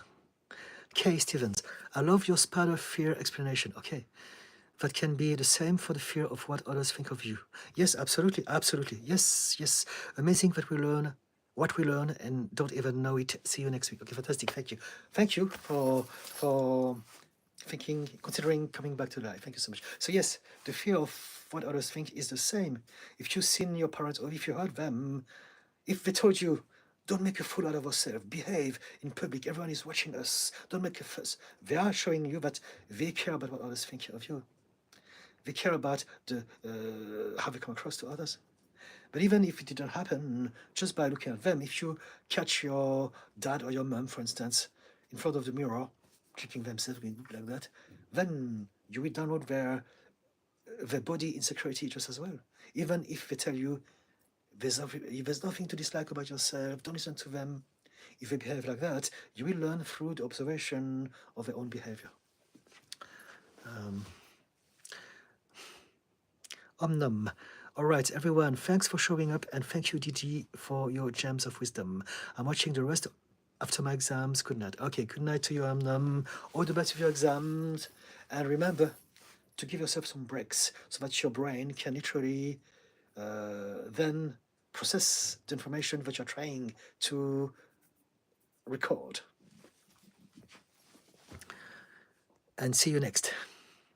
K. Stevens. Also, I recommend Seize the Day, 1986, Robin Williams and Stiller. A book by Frida Cook, A Message Before Its Time. Okay, Seize the Day. It's a reference to the Dead Poets Society movie. I imagine, with Robin Williams. I didn't know there was a book about it, but I check it out. I like the idea of it. I mean, to be honest with you, I'm behind. I've got like, I'm not even joking, like 25, 30 books that I started. And they're a very important book in regards to the things that I do. I read an awful lot, but because my reading system is not good, I listen to audiobook instead. And that takes me a lot of time to go through those books. But let me see. Seize the Day. Book. So there's one by Saul Bellow and one by Joyce Meyer. You're talking about Robin Williams.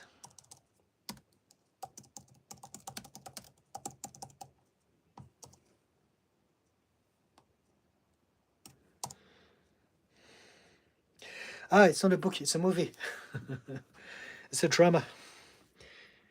Okay, I never heard of this. Okay, you know what? If I come across, I'll check it out. Lynn at Omnum, good luck. You smash it. Me again, social anxiety, being around group of people, especially people I'm not close with. I have alopecia, but doesn't help. Okay, so this is the thing. Alopecia doesn't help, but what you want to realize is that you have alopecia because of that originally. Alopecia is one of those things that is intensified when you are going through stress. And so the exposure to social anxiety and stress is going to make your alopecia worse. I had alopecia myself for a while because of stress as well. And so alopecia, the way you deal with it is to minimize your exposure to stress. So again, both external and internal stress. External stress is going to be your environment, and internal is the way you deal with your own thoughts and emotions and feelings. So if you're not sure how to start, check out mindfulness and meditation. Those are skills that we should all have and they are skills for life. Omnam Atlin, thank you. The living legend. There is so much stress and anxiety here in the West, indeed. So much pressure placed on work. Work until we die. Yes, it's true. But it's not just the West. If you go in places like Japan, for instance, it's the same. Korea is the same. The work culture is insane. People are working and they're literally sleeping and getting drunk under the desk. In Japan, if you don't comply to the expectations of the company, people go harakiri. Like literally because of that, for them, the work, the tribe at work is more important than their own family. And so it's true, but it's very much in the West, but it's not just the West. I'm just saying that. Because I'm aware, because I had that conversation with people from Japan and Korea, so it's reminding me. But it's true that we don't want to believe that we have no other choice than that. We can choose. Because we live in a society that is like that, doesn't mean that we cannot, over time, organize some strategy to organize a life that is not like that. We don't have to go through the rat race.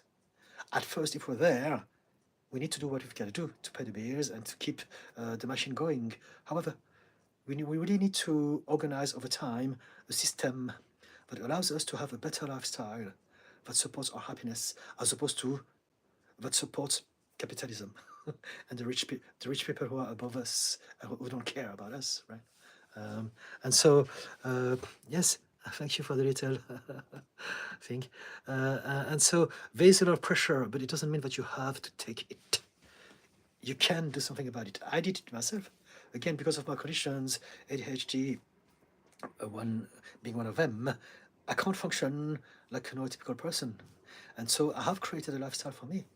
I work from home now. I'm a therapist. I do everything in my own time, with no pressure. No one tells me what to do. And I do it the way that I want to do it, the way I feel is right to do it. And I've been doing it for 8 years, and life is a ball. Right? It took me some time to make this happen, but it was the time that was needed, and it's okay, because I'm there eventually. And it's the same for everyone. And there are still other aspects of my life that I want to improve, and I'm working on that. And so what matters is that awareness that we can change everything, provided we are patient and we believe in the process. and we keep going. We keep searching, we keep looking for how we can make our situation better a little bit more day after day. Me gang, then I don't go to the gym because of the social anxiety, okay? So if you're overwhelmed by social anxiety that prevents you to go to the gym, maybe try to do something else that can still get you to move, right? So maybe you can go in a park where there's less people and do some running there. But even if that is too much for you, do some stuff at home. You can get some minimum equipment and do some stuff at home. A lot of people do that.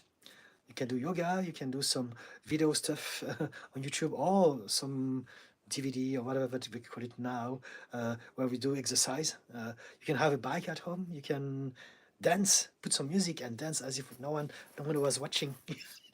It's great. Do it like for half an hour like crazy. Be Jennifer Biel from Flashdance in your flat. And that is exercising, and it's great for your anxiety and for your general health as well. You don't have to go to the gym. A post that I'm going to put out is very simple. You don't have to exercise. You don't have to exercise. You just need to move. That's it. And as you do that, you will feel better about yourself.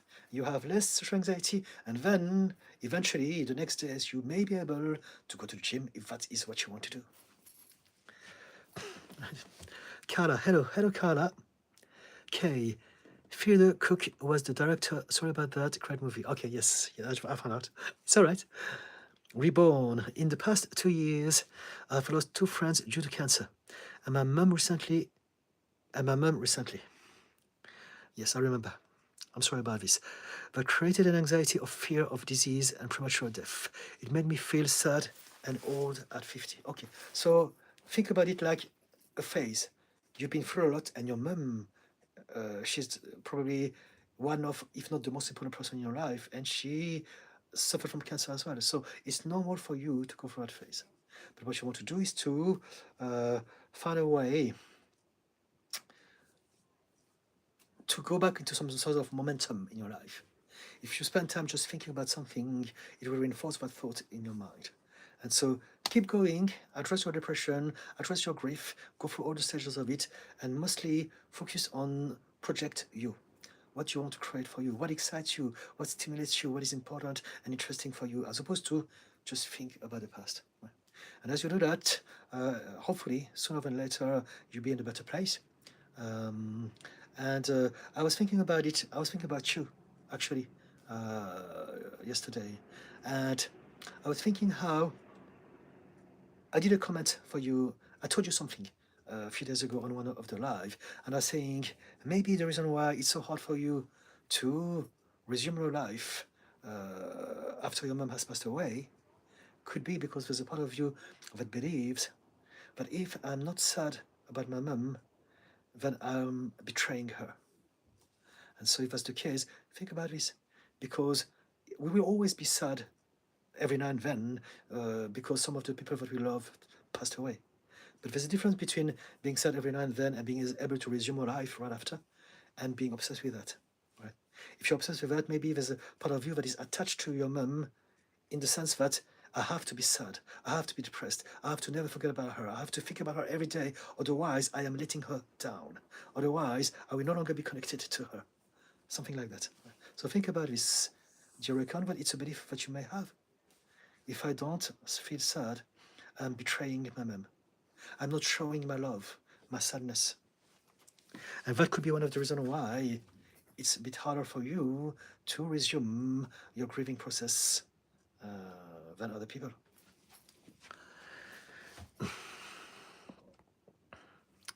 But in regards to the health, anxiety, and cancer, what you want to do is to focus on stories of people who have healed.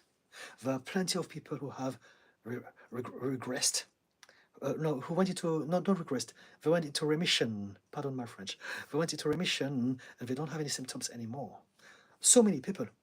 And so if you think about people who didn't make it, the idea that you have a cancer is going to be very, very bad. And if you think of yourself as the son of your mum, you may think, I'm like my mum, I'm going to have cancer just like her. And you may actually manifest that in your body by virtue of you thinking about it like that. But if you can focus on those who have had success. So many people that we know who made it. Then that will teach you also the opposite. Some make it, some don't. But it's not a death sentence, right? And there are more and more ways now to address cancers from different angles. Like I was talking about at the beginning of his life, with that colleague of mine who had lupus for 27 years and now has no longer any symptom of it because she addressed the lupus from different angles. She addressed the emotional wounds, she addressed the stress and anxiety, she addressed the diet. Things that no one has ever talked to her about as far as the doctors and the specialists of cancer are concerned. So yeah. Manas Tiwari said hi. Hello, Manas. Lynn at Mayo Gang. I can relate. I got alopecia through medications, lost eyebrows and eyelashes. I remind myself that people missing limbs, breast, etc., who are so brave, it puts things into perspective. Okay, very good. Yes. Yes, I believe that I have very thin eyebrows as well, as a remnant of my past alopecia. The way my immune system is attacking itself and affecting different parts of my body. So I don't have alopecia anymore, but I think that will explain why I have very thin eyebrows. And people always ask me if I do it on purpose. I don't. Lynn, I wish I had the positive mindset I have now when I was a teenager, as I didn't try new things in case I messed up and people would laugh at me. I don't care now. So this is the thing, it doesn't matter because you can do it now, right? Whatever that you have been through as a teenager or as a young adult was precisely what you were meant to be going through. That was your adventure, your lesson, your journey. And so don't regret what you could have or shouldn't have, because this was part of your story. And the continuation of your story is now you can do these things, right?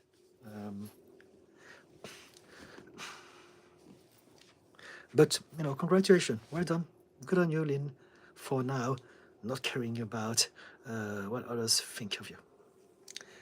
Reborn. Agreed. It goes in that direction that you mentioned. I'm working on it. Acceptable. Okay. Thank you, Reborn. Thank you. So we found something, right, in regards to your grief. A belief that we can address.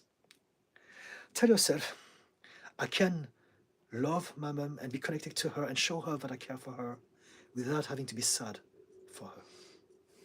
Do this. Spend time in meditation, think about it often, and change that belief.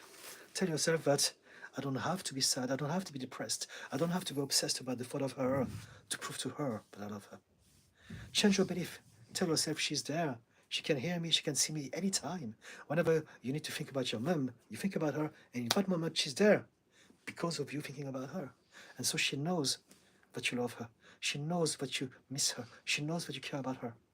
But also, she wants you to be happy. Think about your mom. Do you think that she would be happy? She would be happy that you are sad and depressed about her? No. She will tell you, it's okay, I'm sorry that you feel like that, but I'm in a good place now, and I want you to be happy. And this is what I often say, if you love your parents, whether they are dead or alive, the best thing that you can do for them is to live a happy life. So think about this. Make this your project. If you want your mom to be happy, you must be happy yourself, right? If you're sad, if you suffer, you understand that your mom, she was not going to like it.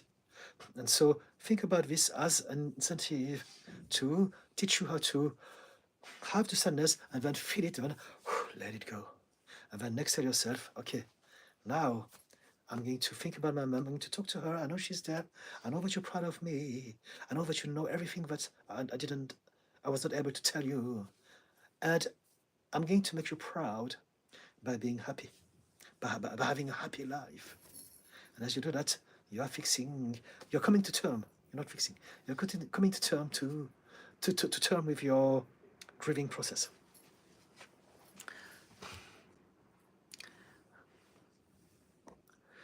Metin RM, what's your problem, bro? I don't know where you come from, Metin RM. Let's hope that you're not going to pollute that page. I'm creating a safe space for people. So if you are not coming from a place of, if you're not on the same mind frame and you're going to pollute that page, I will have to get rid of you. But if you want to talk about mental health, I'm more than happy to help you out. Reborn.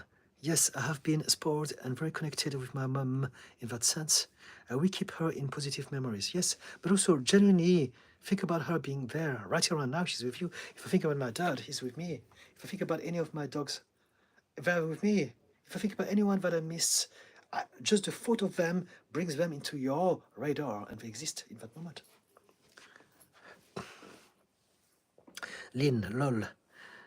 Didi, I wish I could, but some things like ice skating, etc., aren't possible with osteoporosis and already have spinal fractures, readjusting my to-do list. Yes, so this is it. I agree with you. I never said otherwise. I'm not asking you to do things that you can't do. What I'm saying is that you, and you say it yourself, you are readjusting your to-do list. You may not be able to do exactly, precisely that thing, but you can do something that is close enough, that gives you the same sort of feeling, the same sort of reward, achievement, satisfaction than that original thing. And this is what it's about. When we say that everything is possible, it doesn't mean that precisely what you want is possible. What is possible is for you to create something that gives you the same feelings or very similar than you would get from doing that thing. Right? So you may not be able to do ice skating, but you may be able to do something else that gives you the same sense of achievement, the same sense of wholeness and happiness. And it's for you to find out what it is, right? But we agree on that because you say it yourself. Readjusting my to-do list, and this is it. You are readjusting your expectations. You are resetting and you are telling yourself, okay, this is me now, at this point in time, this is my limitations, this is what I can do. How can I make the most out of it? And this is it. If we can practice gratitude and appreciation on the things that we already have in our life, we have everything that we want. And as we are milking that gratitude, eventually our life will catch up with that and will offer us more opportunities to feel more grateful about ourselves. It goes in that order. Okay, Stevens, I hope you have a wonderful week. It's been a pleasure listening and sharing. Your support really makes a difference. Thank you so much, Kate. Thank you so much. Do come back. So again, remember, all of you guys, I'm leaving the lives on my channel. You just go to my profile, make sure that you subscribe, please. That would be much appreciated. And then go on the live section and you will see all my lives. And what I do, I put some posts every day on both TikTok and YouTube. And I go live on both platforms. However, the difference is that on TikTok, the live don't stay. Whereas on YouTube, they do. And so, you know, I don't know yet at this point in time precisely when I'm going to come back next. I'm trying different days and different time. But what I will always do is to schedule my lives in the morning on YouTube. And so if you are a little bit free and you want to find out whether or not I'm going to go live, just open your YouTube. And if you are subscribed to my channel, you will see whether or not I have scheduled a live for the day and at what time it is. Okay. So again, I'm still playing with different time and schedules. So I think I like to do one on Saturdays every week, but I'm trying also in the weekdays. So keep an eye and see which ones are scheduled on the day, right? And hopefully we can continue having more conversations. And if you know anyone who can benefit from my help, get them to follow me and get involved so that they can ask me directly. Okay. Reborn. The higher I set my expectation to achieve result, the more likely I will be disappointed. Of course, yes. The more expectations, the more risk there is that your expectations are not met. So there's a greater ratio of disappointments involved. Absolutely. If you don't expect anything, then anything is a bonus, right? And this is what we want to do. Is that the root cause of unhappiness? Yes, it is. One of them, or no expectations on anything is better. Yes, expectations is like attachment. It's us saying, this is what I want, and I believe that this is the only one thing that can make me happy. So if I don't get that thing, I cannot be happy. So now we want that thing, we desire that thing, we're waiting and expecting for that thing to happen.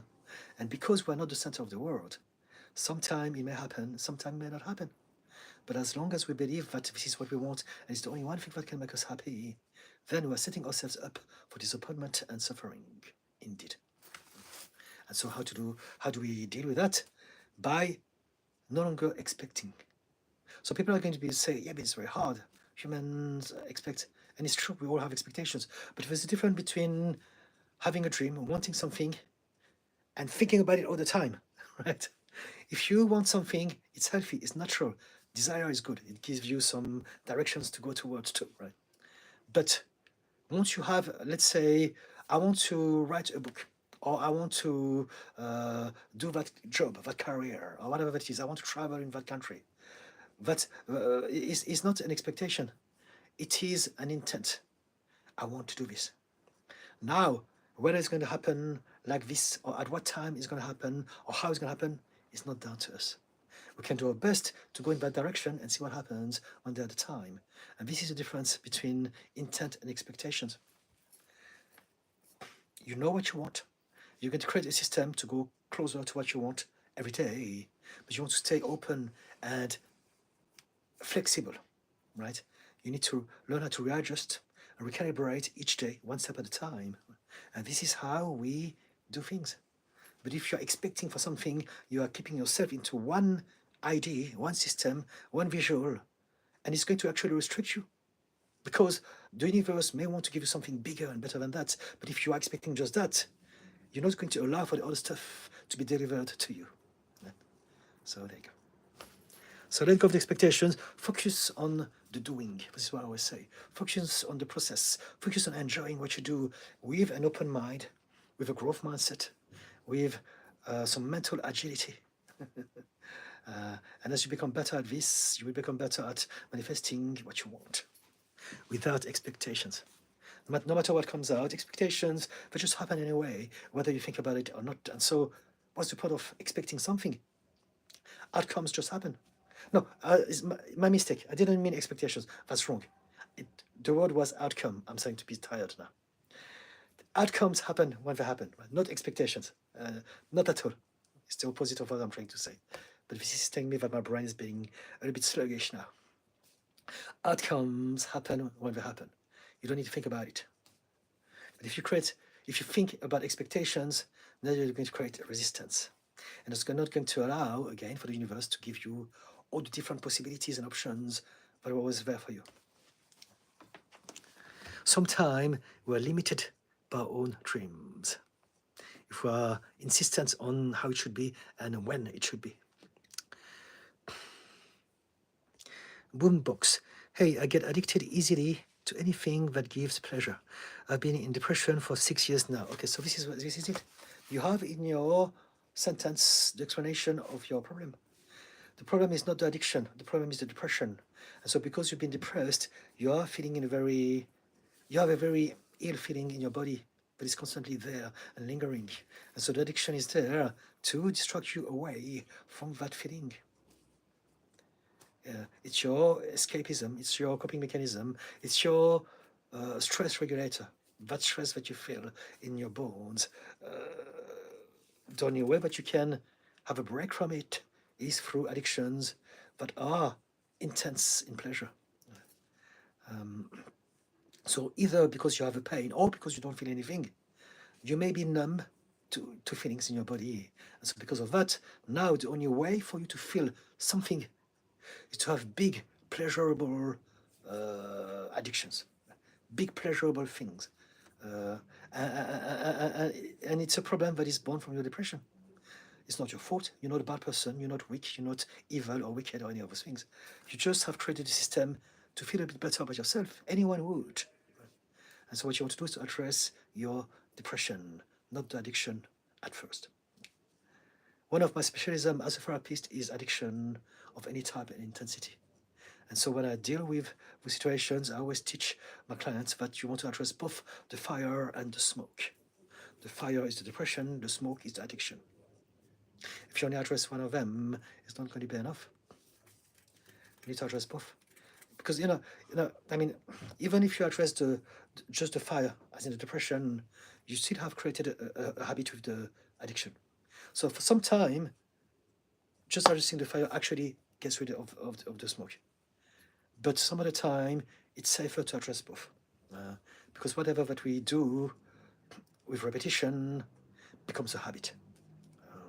And so even if we no longer have the original depression, if we've been used to something, we still need to create some new neural pathways in our brain to eradicate that habit.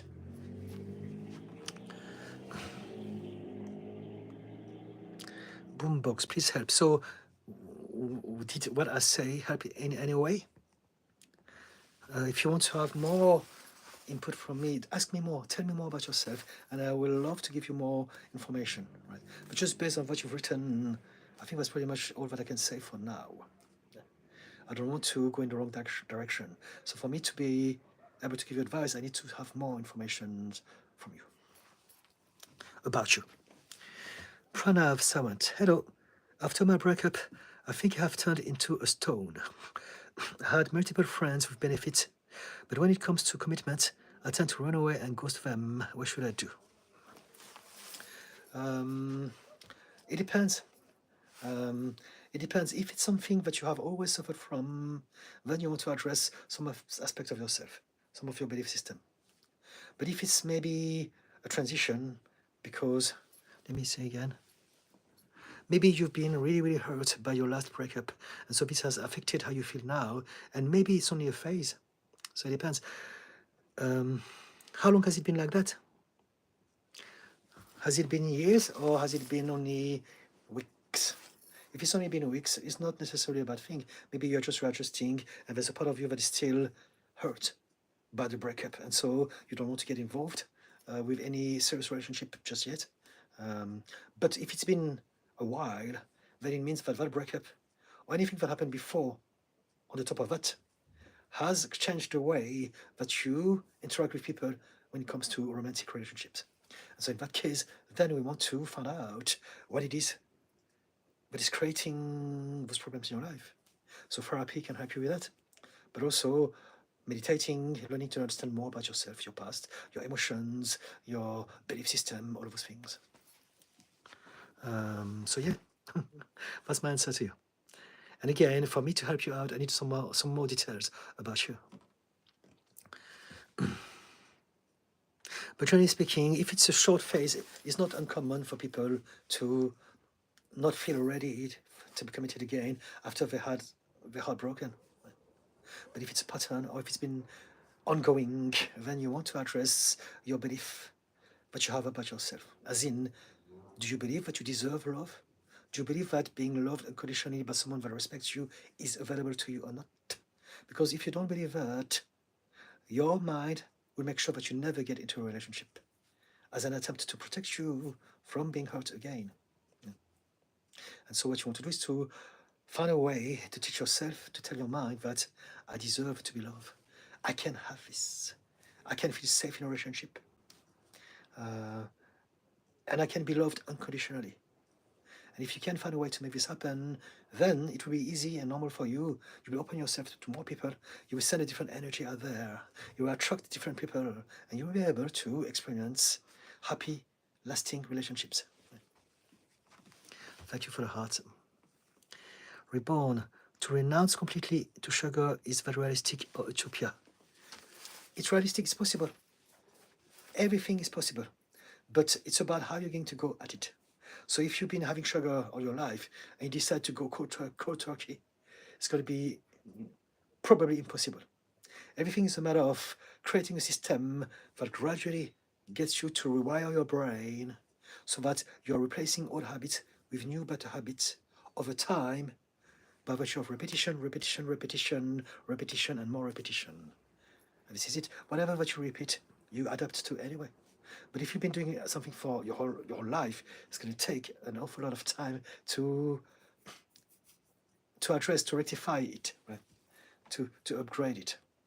But it is possible. So it depends on how important to you, how important it is for you. If you are facing a cancer and you're being told no sugar, otherwise you're not going to make it another month, it will be easier for you to keep away from any carbs and sugar straight away, because you will have a real motivation to do this, right? But if you're just doing it half-hearted, it's not going to happen. So what you want to do is to create a system that gradually teaches you to let go of that habit in an easy and comfortable way, so that eventually you get to a better result over time and repetition. But yes, everything is possible. Absolutely. Whether it's going to happen or not is a whole different debate. Thank you for the little heart. Boombox, thank you, sir. Well said. Okay, thank you, Boombox. To ask me more if you want. Okay, what is RTT therapist? RTT stands for Rapid Transformational Therapy. It's a method invented by Marisa Peer, and it's what I use in my practice as a therapist with my clients. And so it's a blend of hypnosis, regression, and basically we change the emotional triggers and the subconscious belief that we have about ourselves that are creating all the problems in our life. We do it from the subconscious mind in a state of hypnosis. That's it. I can talk more about it if you want, but you have to tell me, you have to give me a case so that I can use that case to demonstrate how I would use RTT for that specific case. Pranav, yes, it's a short phase. Thanks for your kind words. All right, okay. So if it's only a short phase, it's okay.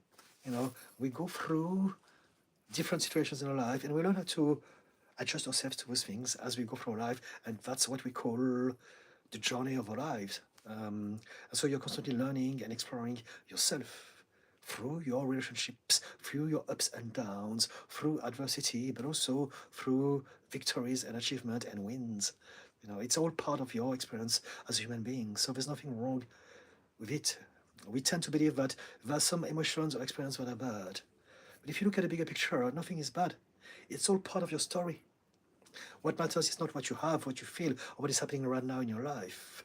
What happens is what you make out of it, how you grow as a person, and how over time, when you look at your whole life, you realize, I am just like anyone. I had ups and downs, but what matters is that I've learned how to get back on my feet, and I'm also grateful for the good things that I had. So yes, you're good.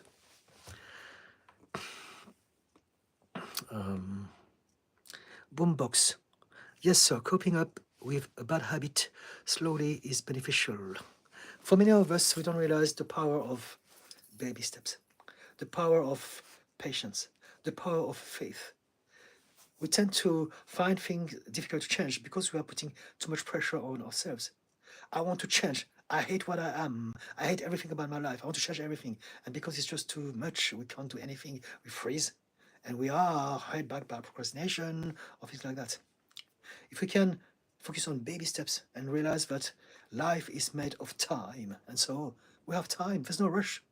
What matters is what we get into an entry point in the mountain of our problems and we get started. So the analogy that I used in one of my life this week is think about your life like a bag of noodle.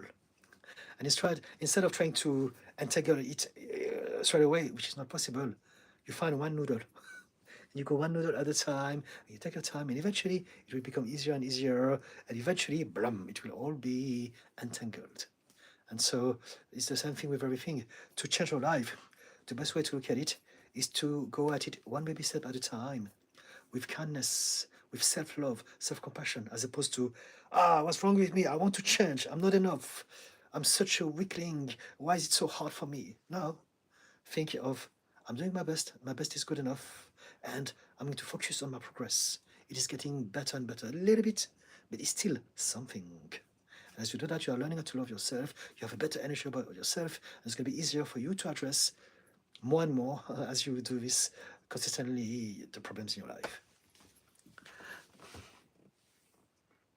Yes, little by little. This is what mindfulness is about. Baby steps. Christine, that's true, Didi. You are wise. Thank you, Christine. Male gang, RTT for addiction. Yes. So, what addiction? Tell me. Again, I need you to be more vocal, please. Tell me more, something specific, right? Because there are plenty of addictions. Again, it's one of my specialisms, so I can tell you hundreds and hundreds of stories about how I deal with addiction, about it. What are we thinking about, Male Gang?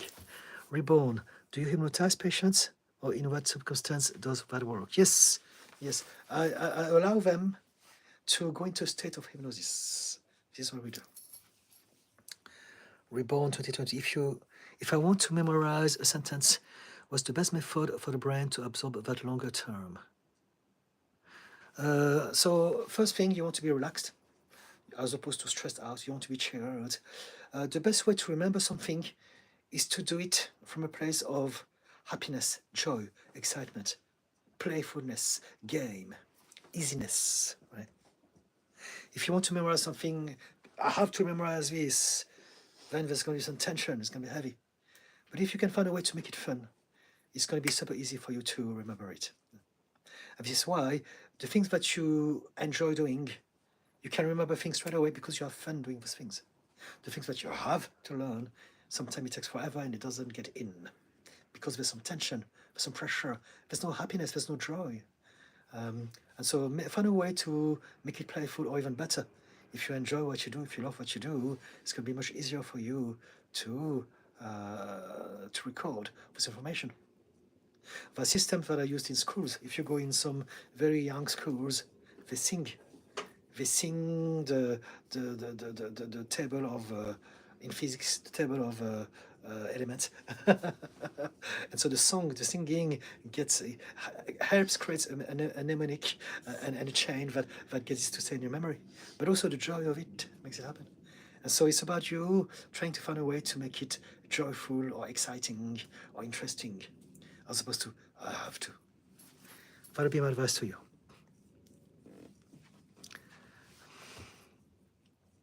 And also you can create some mnemonic, as I just said.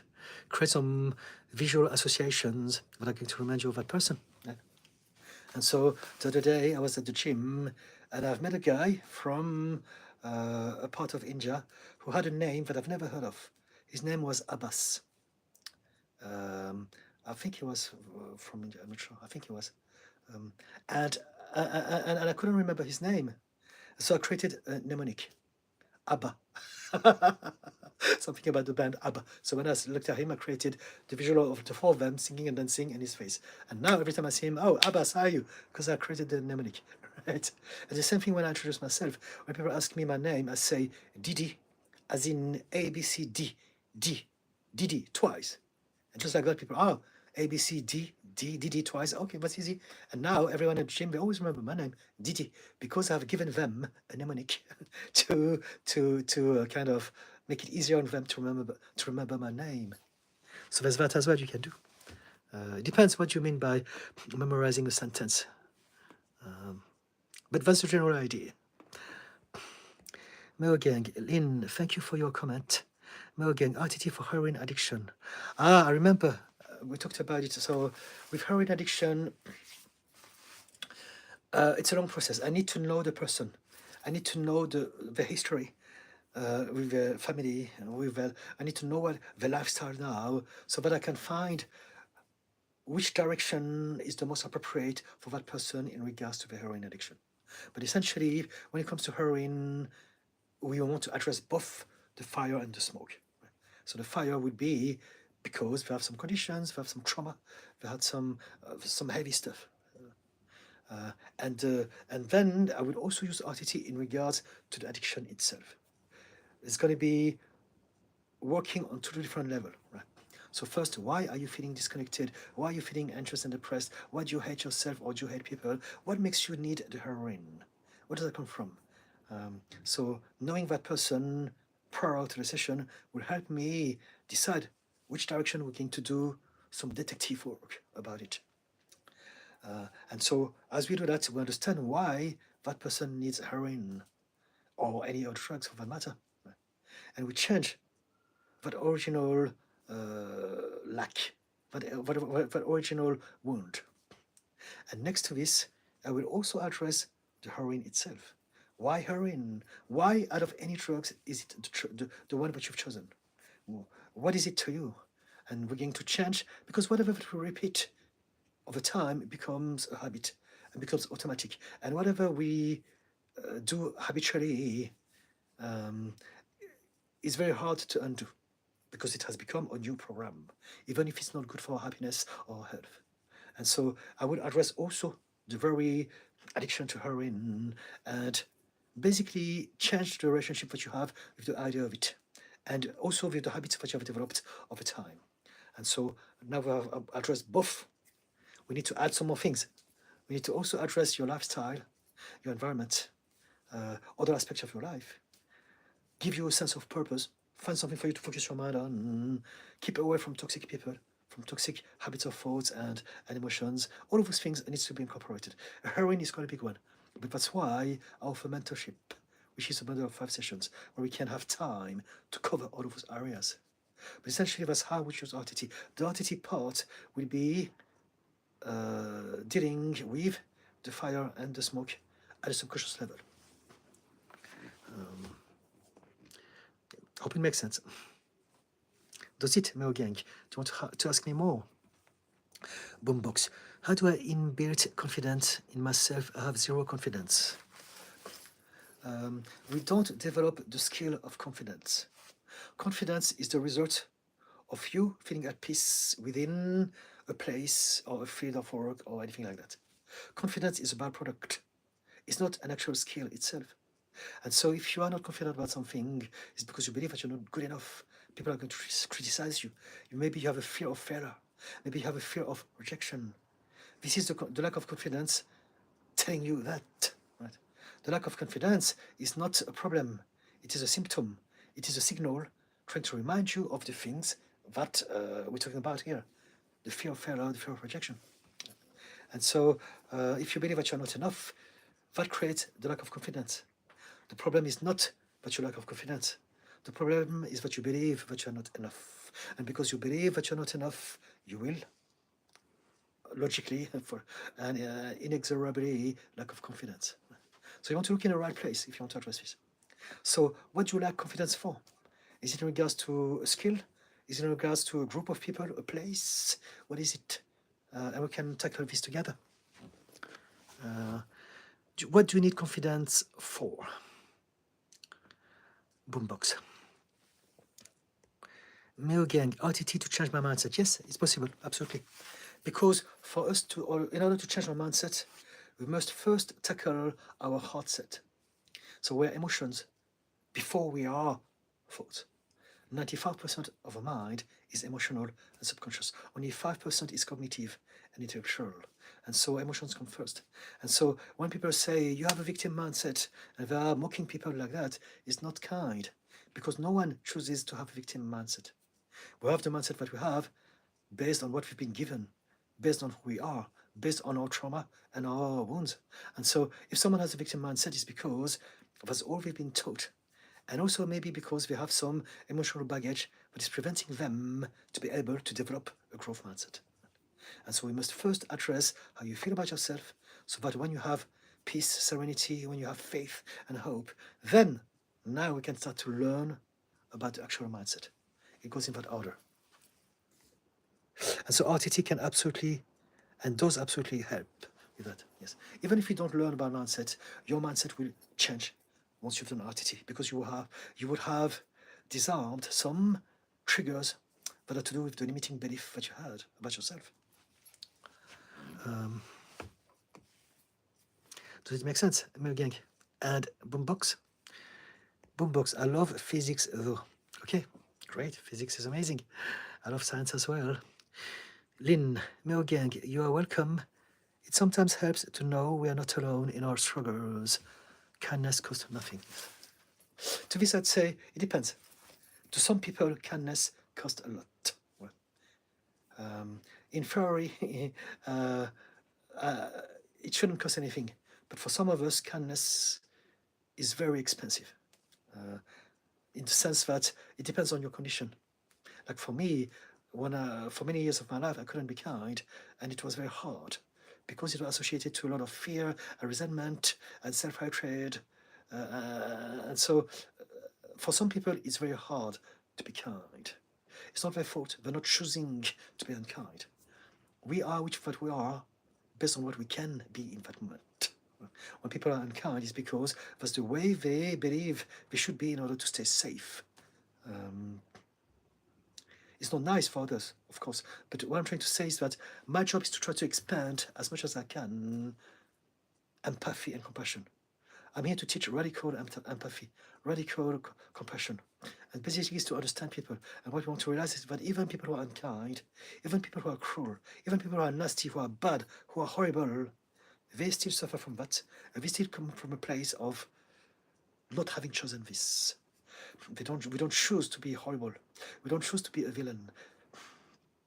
Even if you look at people who have antisocial personality disorder, narcissistic people, sadist, sociopath, all of things, they don't choose to be like that. No one chooses anything. So of course we want to keep ourselves safe from them. But if we can understand that we don't choose that either, we don't need to create fear and resentment toward them. We just stay safe. We create a system that maybe helps society help them before it becomes a problem. But we don't want to judge them either. I've seen that for years, especially on TikTok lately, for the last, I don't know, 2 or 3 years. Everyone is on a rampage to destroy narcissists. They don't realize that no one chooses deliberately, consciously, proactively to become a narcissist. Narcissism is insecurity. It comes from trauma. They hate themselves. They live in constant fear of not being enough. It's a horrible state to be. Now, of course, we also do horrible things, but we must, if we can, so again, kindness is not free, doesn't come naturally to everyone. But if we can, this is what I always say, be kind if you can. Of course. Even to them, and especially to them, they're the one who needs kindness and compassion the most.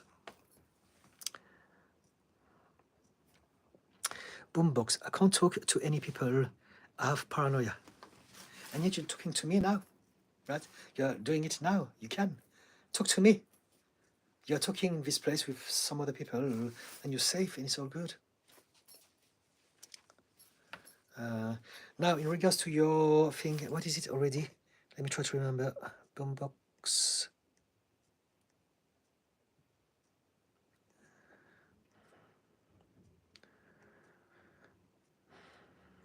Addiction and depression. Okay. So let's go. Let's think about this. You say, I can't talk to any people. I have paranoia, and you have depression. So it is sometimes how depression expresses itself and develops with some people. So when that happens, what you want to do is to find out what you can do in that moment to feel a bit better about yourself. What can you do? What can you do to maybe seek help, to learn more about yourself? Just focus on what you can do. And one baby step at a time, just do that. Don't expect, don't project, don't think, I hate everything, I want to change everything right here and now. Just what can you do? What is the little thing that you can learn about yourself? What is the little thing that you can do to seek help? And then do this again and again and again. That's what I would suggest to you. Do things that make you happy. Do things that make you feel better about yourself.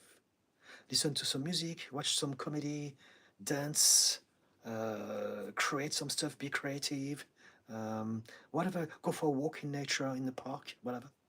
Do things that makes you feel better within your comfortable limit, and expand that comfort zone a little bit more and more. But essentially, you want to remind yourself that you can feel better. You have a power, and it's down to your choice of thought and your choice of actions. So it's a skill, and it takes time, and this is something that you can do right around now without any one or any financial needs for that to happen. And it is a start.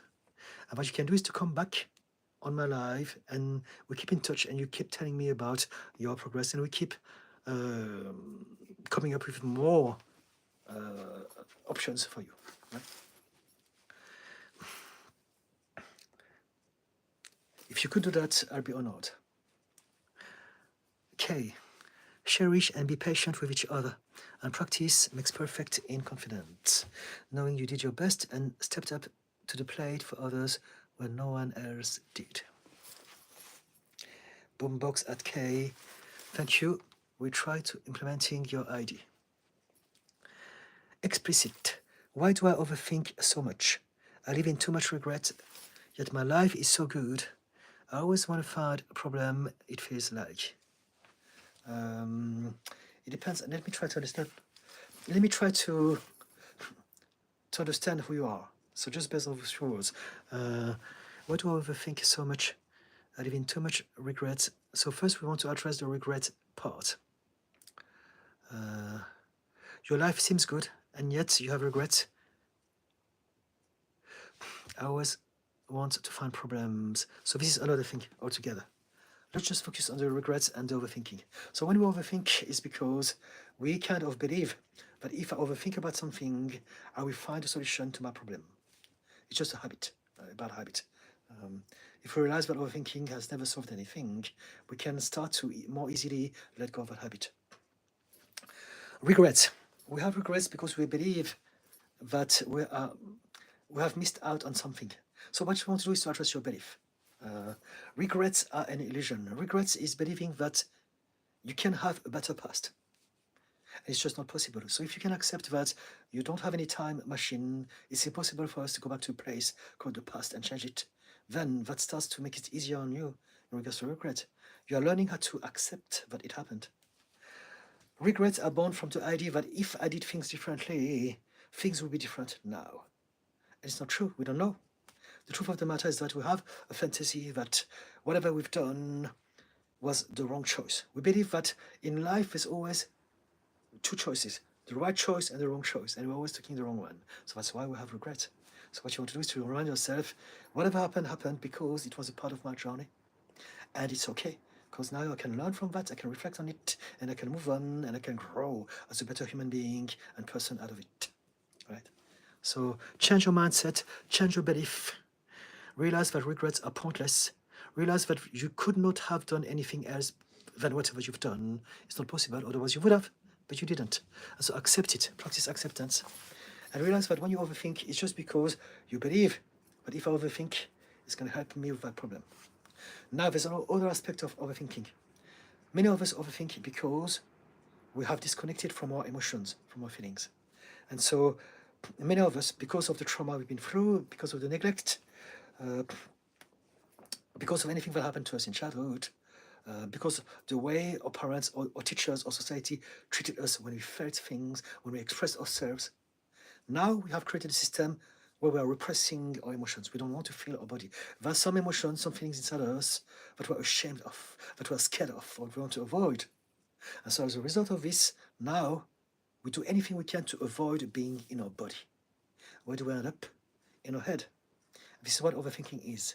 When we overthink things, especially when we think about emotional related things, it's because we're trying to overanalyze and over-rationalize and over-intellectualize emotions so that we don't have to feel them. So the antidote to that is to learn how to reconnect with your emotional mind. Learn about emotional intelligence, learn how to feel again, learn how to accept that all your feelings and emotions, they're all valid, they all mean something, they all exist for a reason, and they're all to be acknowledged, expressed, and given a platform. You must feel all those things. And as you learn how to establish a better relationship with your emotions and feelings, you will no longer overthink, because now you are communicating with your body through the language of emotions, feelings, and sensations. It's a language. As opposed to trying to, again, over-rationalize and over-intellectualize all of those things. So think about all those things that I said. Do you believe that you may have disconnected from your emotions or not? Finally, the last bit that you say is, I always want to find problems, it feels like. So I don't know what you mean by this. Could you elaborate on this, please? Extrapolate a little bit so that I understand what you mean. Explicit. Christine, can you talk more about that in your videos sometimes? Why people are not kind, etc. I think it's so interesting. Okay, sure. I want to do long form videos. I just haven't got the time yet. But it's in my radar. And as soon as I can, I will do some new long form content. Because my old long form content is very cringy now to me. I've come a long way ever since in terms of content creation, and so it's absolutely time for me to upgrade all my old long form content on YouTube. I will get rid of all of it as soon as I've got some new contents coming up. So yes, I will do that as soon as I can. So I will try to remember this. Why are people not kind? Let me put a note.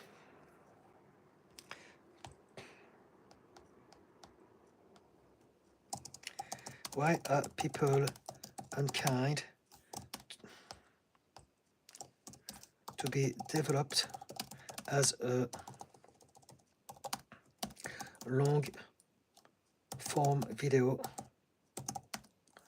for YouTube for Christine.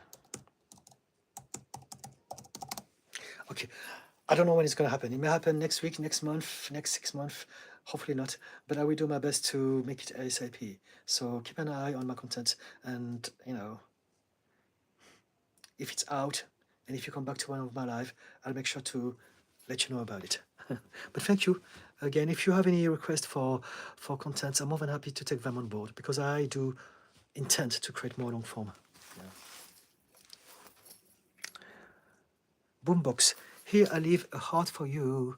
Thank you, Didican. You are such pure at your heart. Thank you so much, Boombox. Thank you. Explicit, I am never satisfied. I can never enjoy things. I always compare myself with others all the time. You're a perfectionist? And then I regret. You're a perfectionist. You've been told by your parents, by your caregivers, by your teachers that you're not enough. Unconditional love is not available to you. You can only have some sort of acceptance if you do things and if you are perfect. And so because of that, you are caught into those habits that are a poison, a cancer for your happiness in your life, right? You're always wanting more because you believe that it's never enough, because you're not enough. Yes, the bit that tells me that is I always compare myself with others all the time. And so this is the belief that you want to address. You want to address that belief. I must compare myself with others. I must be better than others because I'm not enough. I need to always check my enoughness.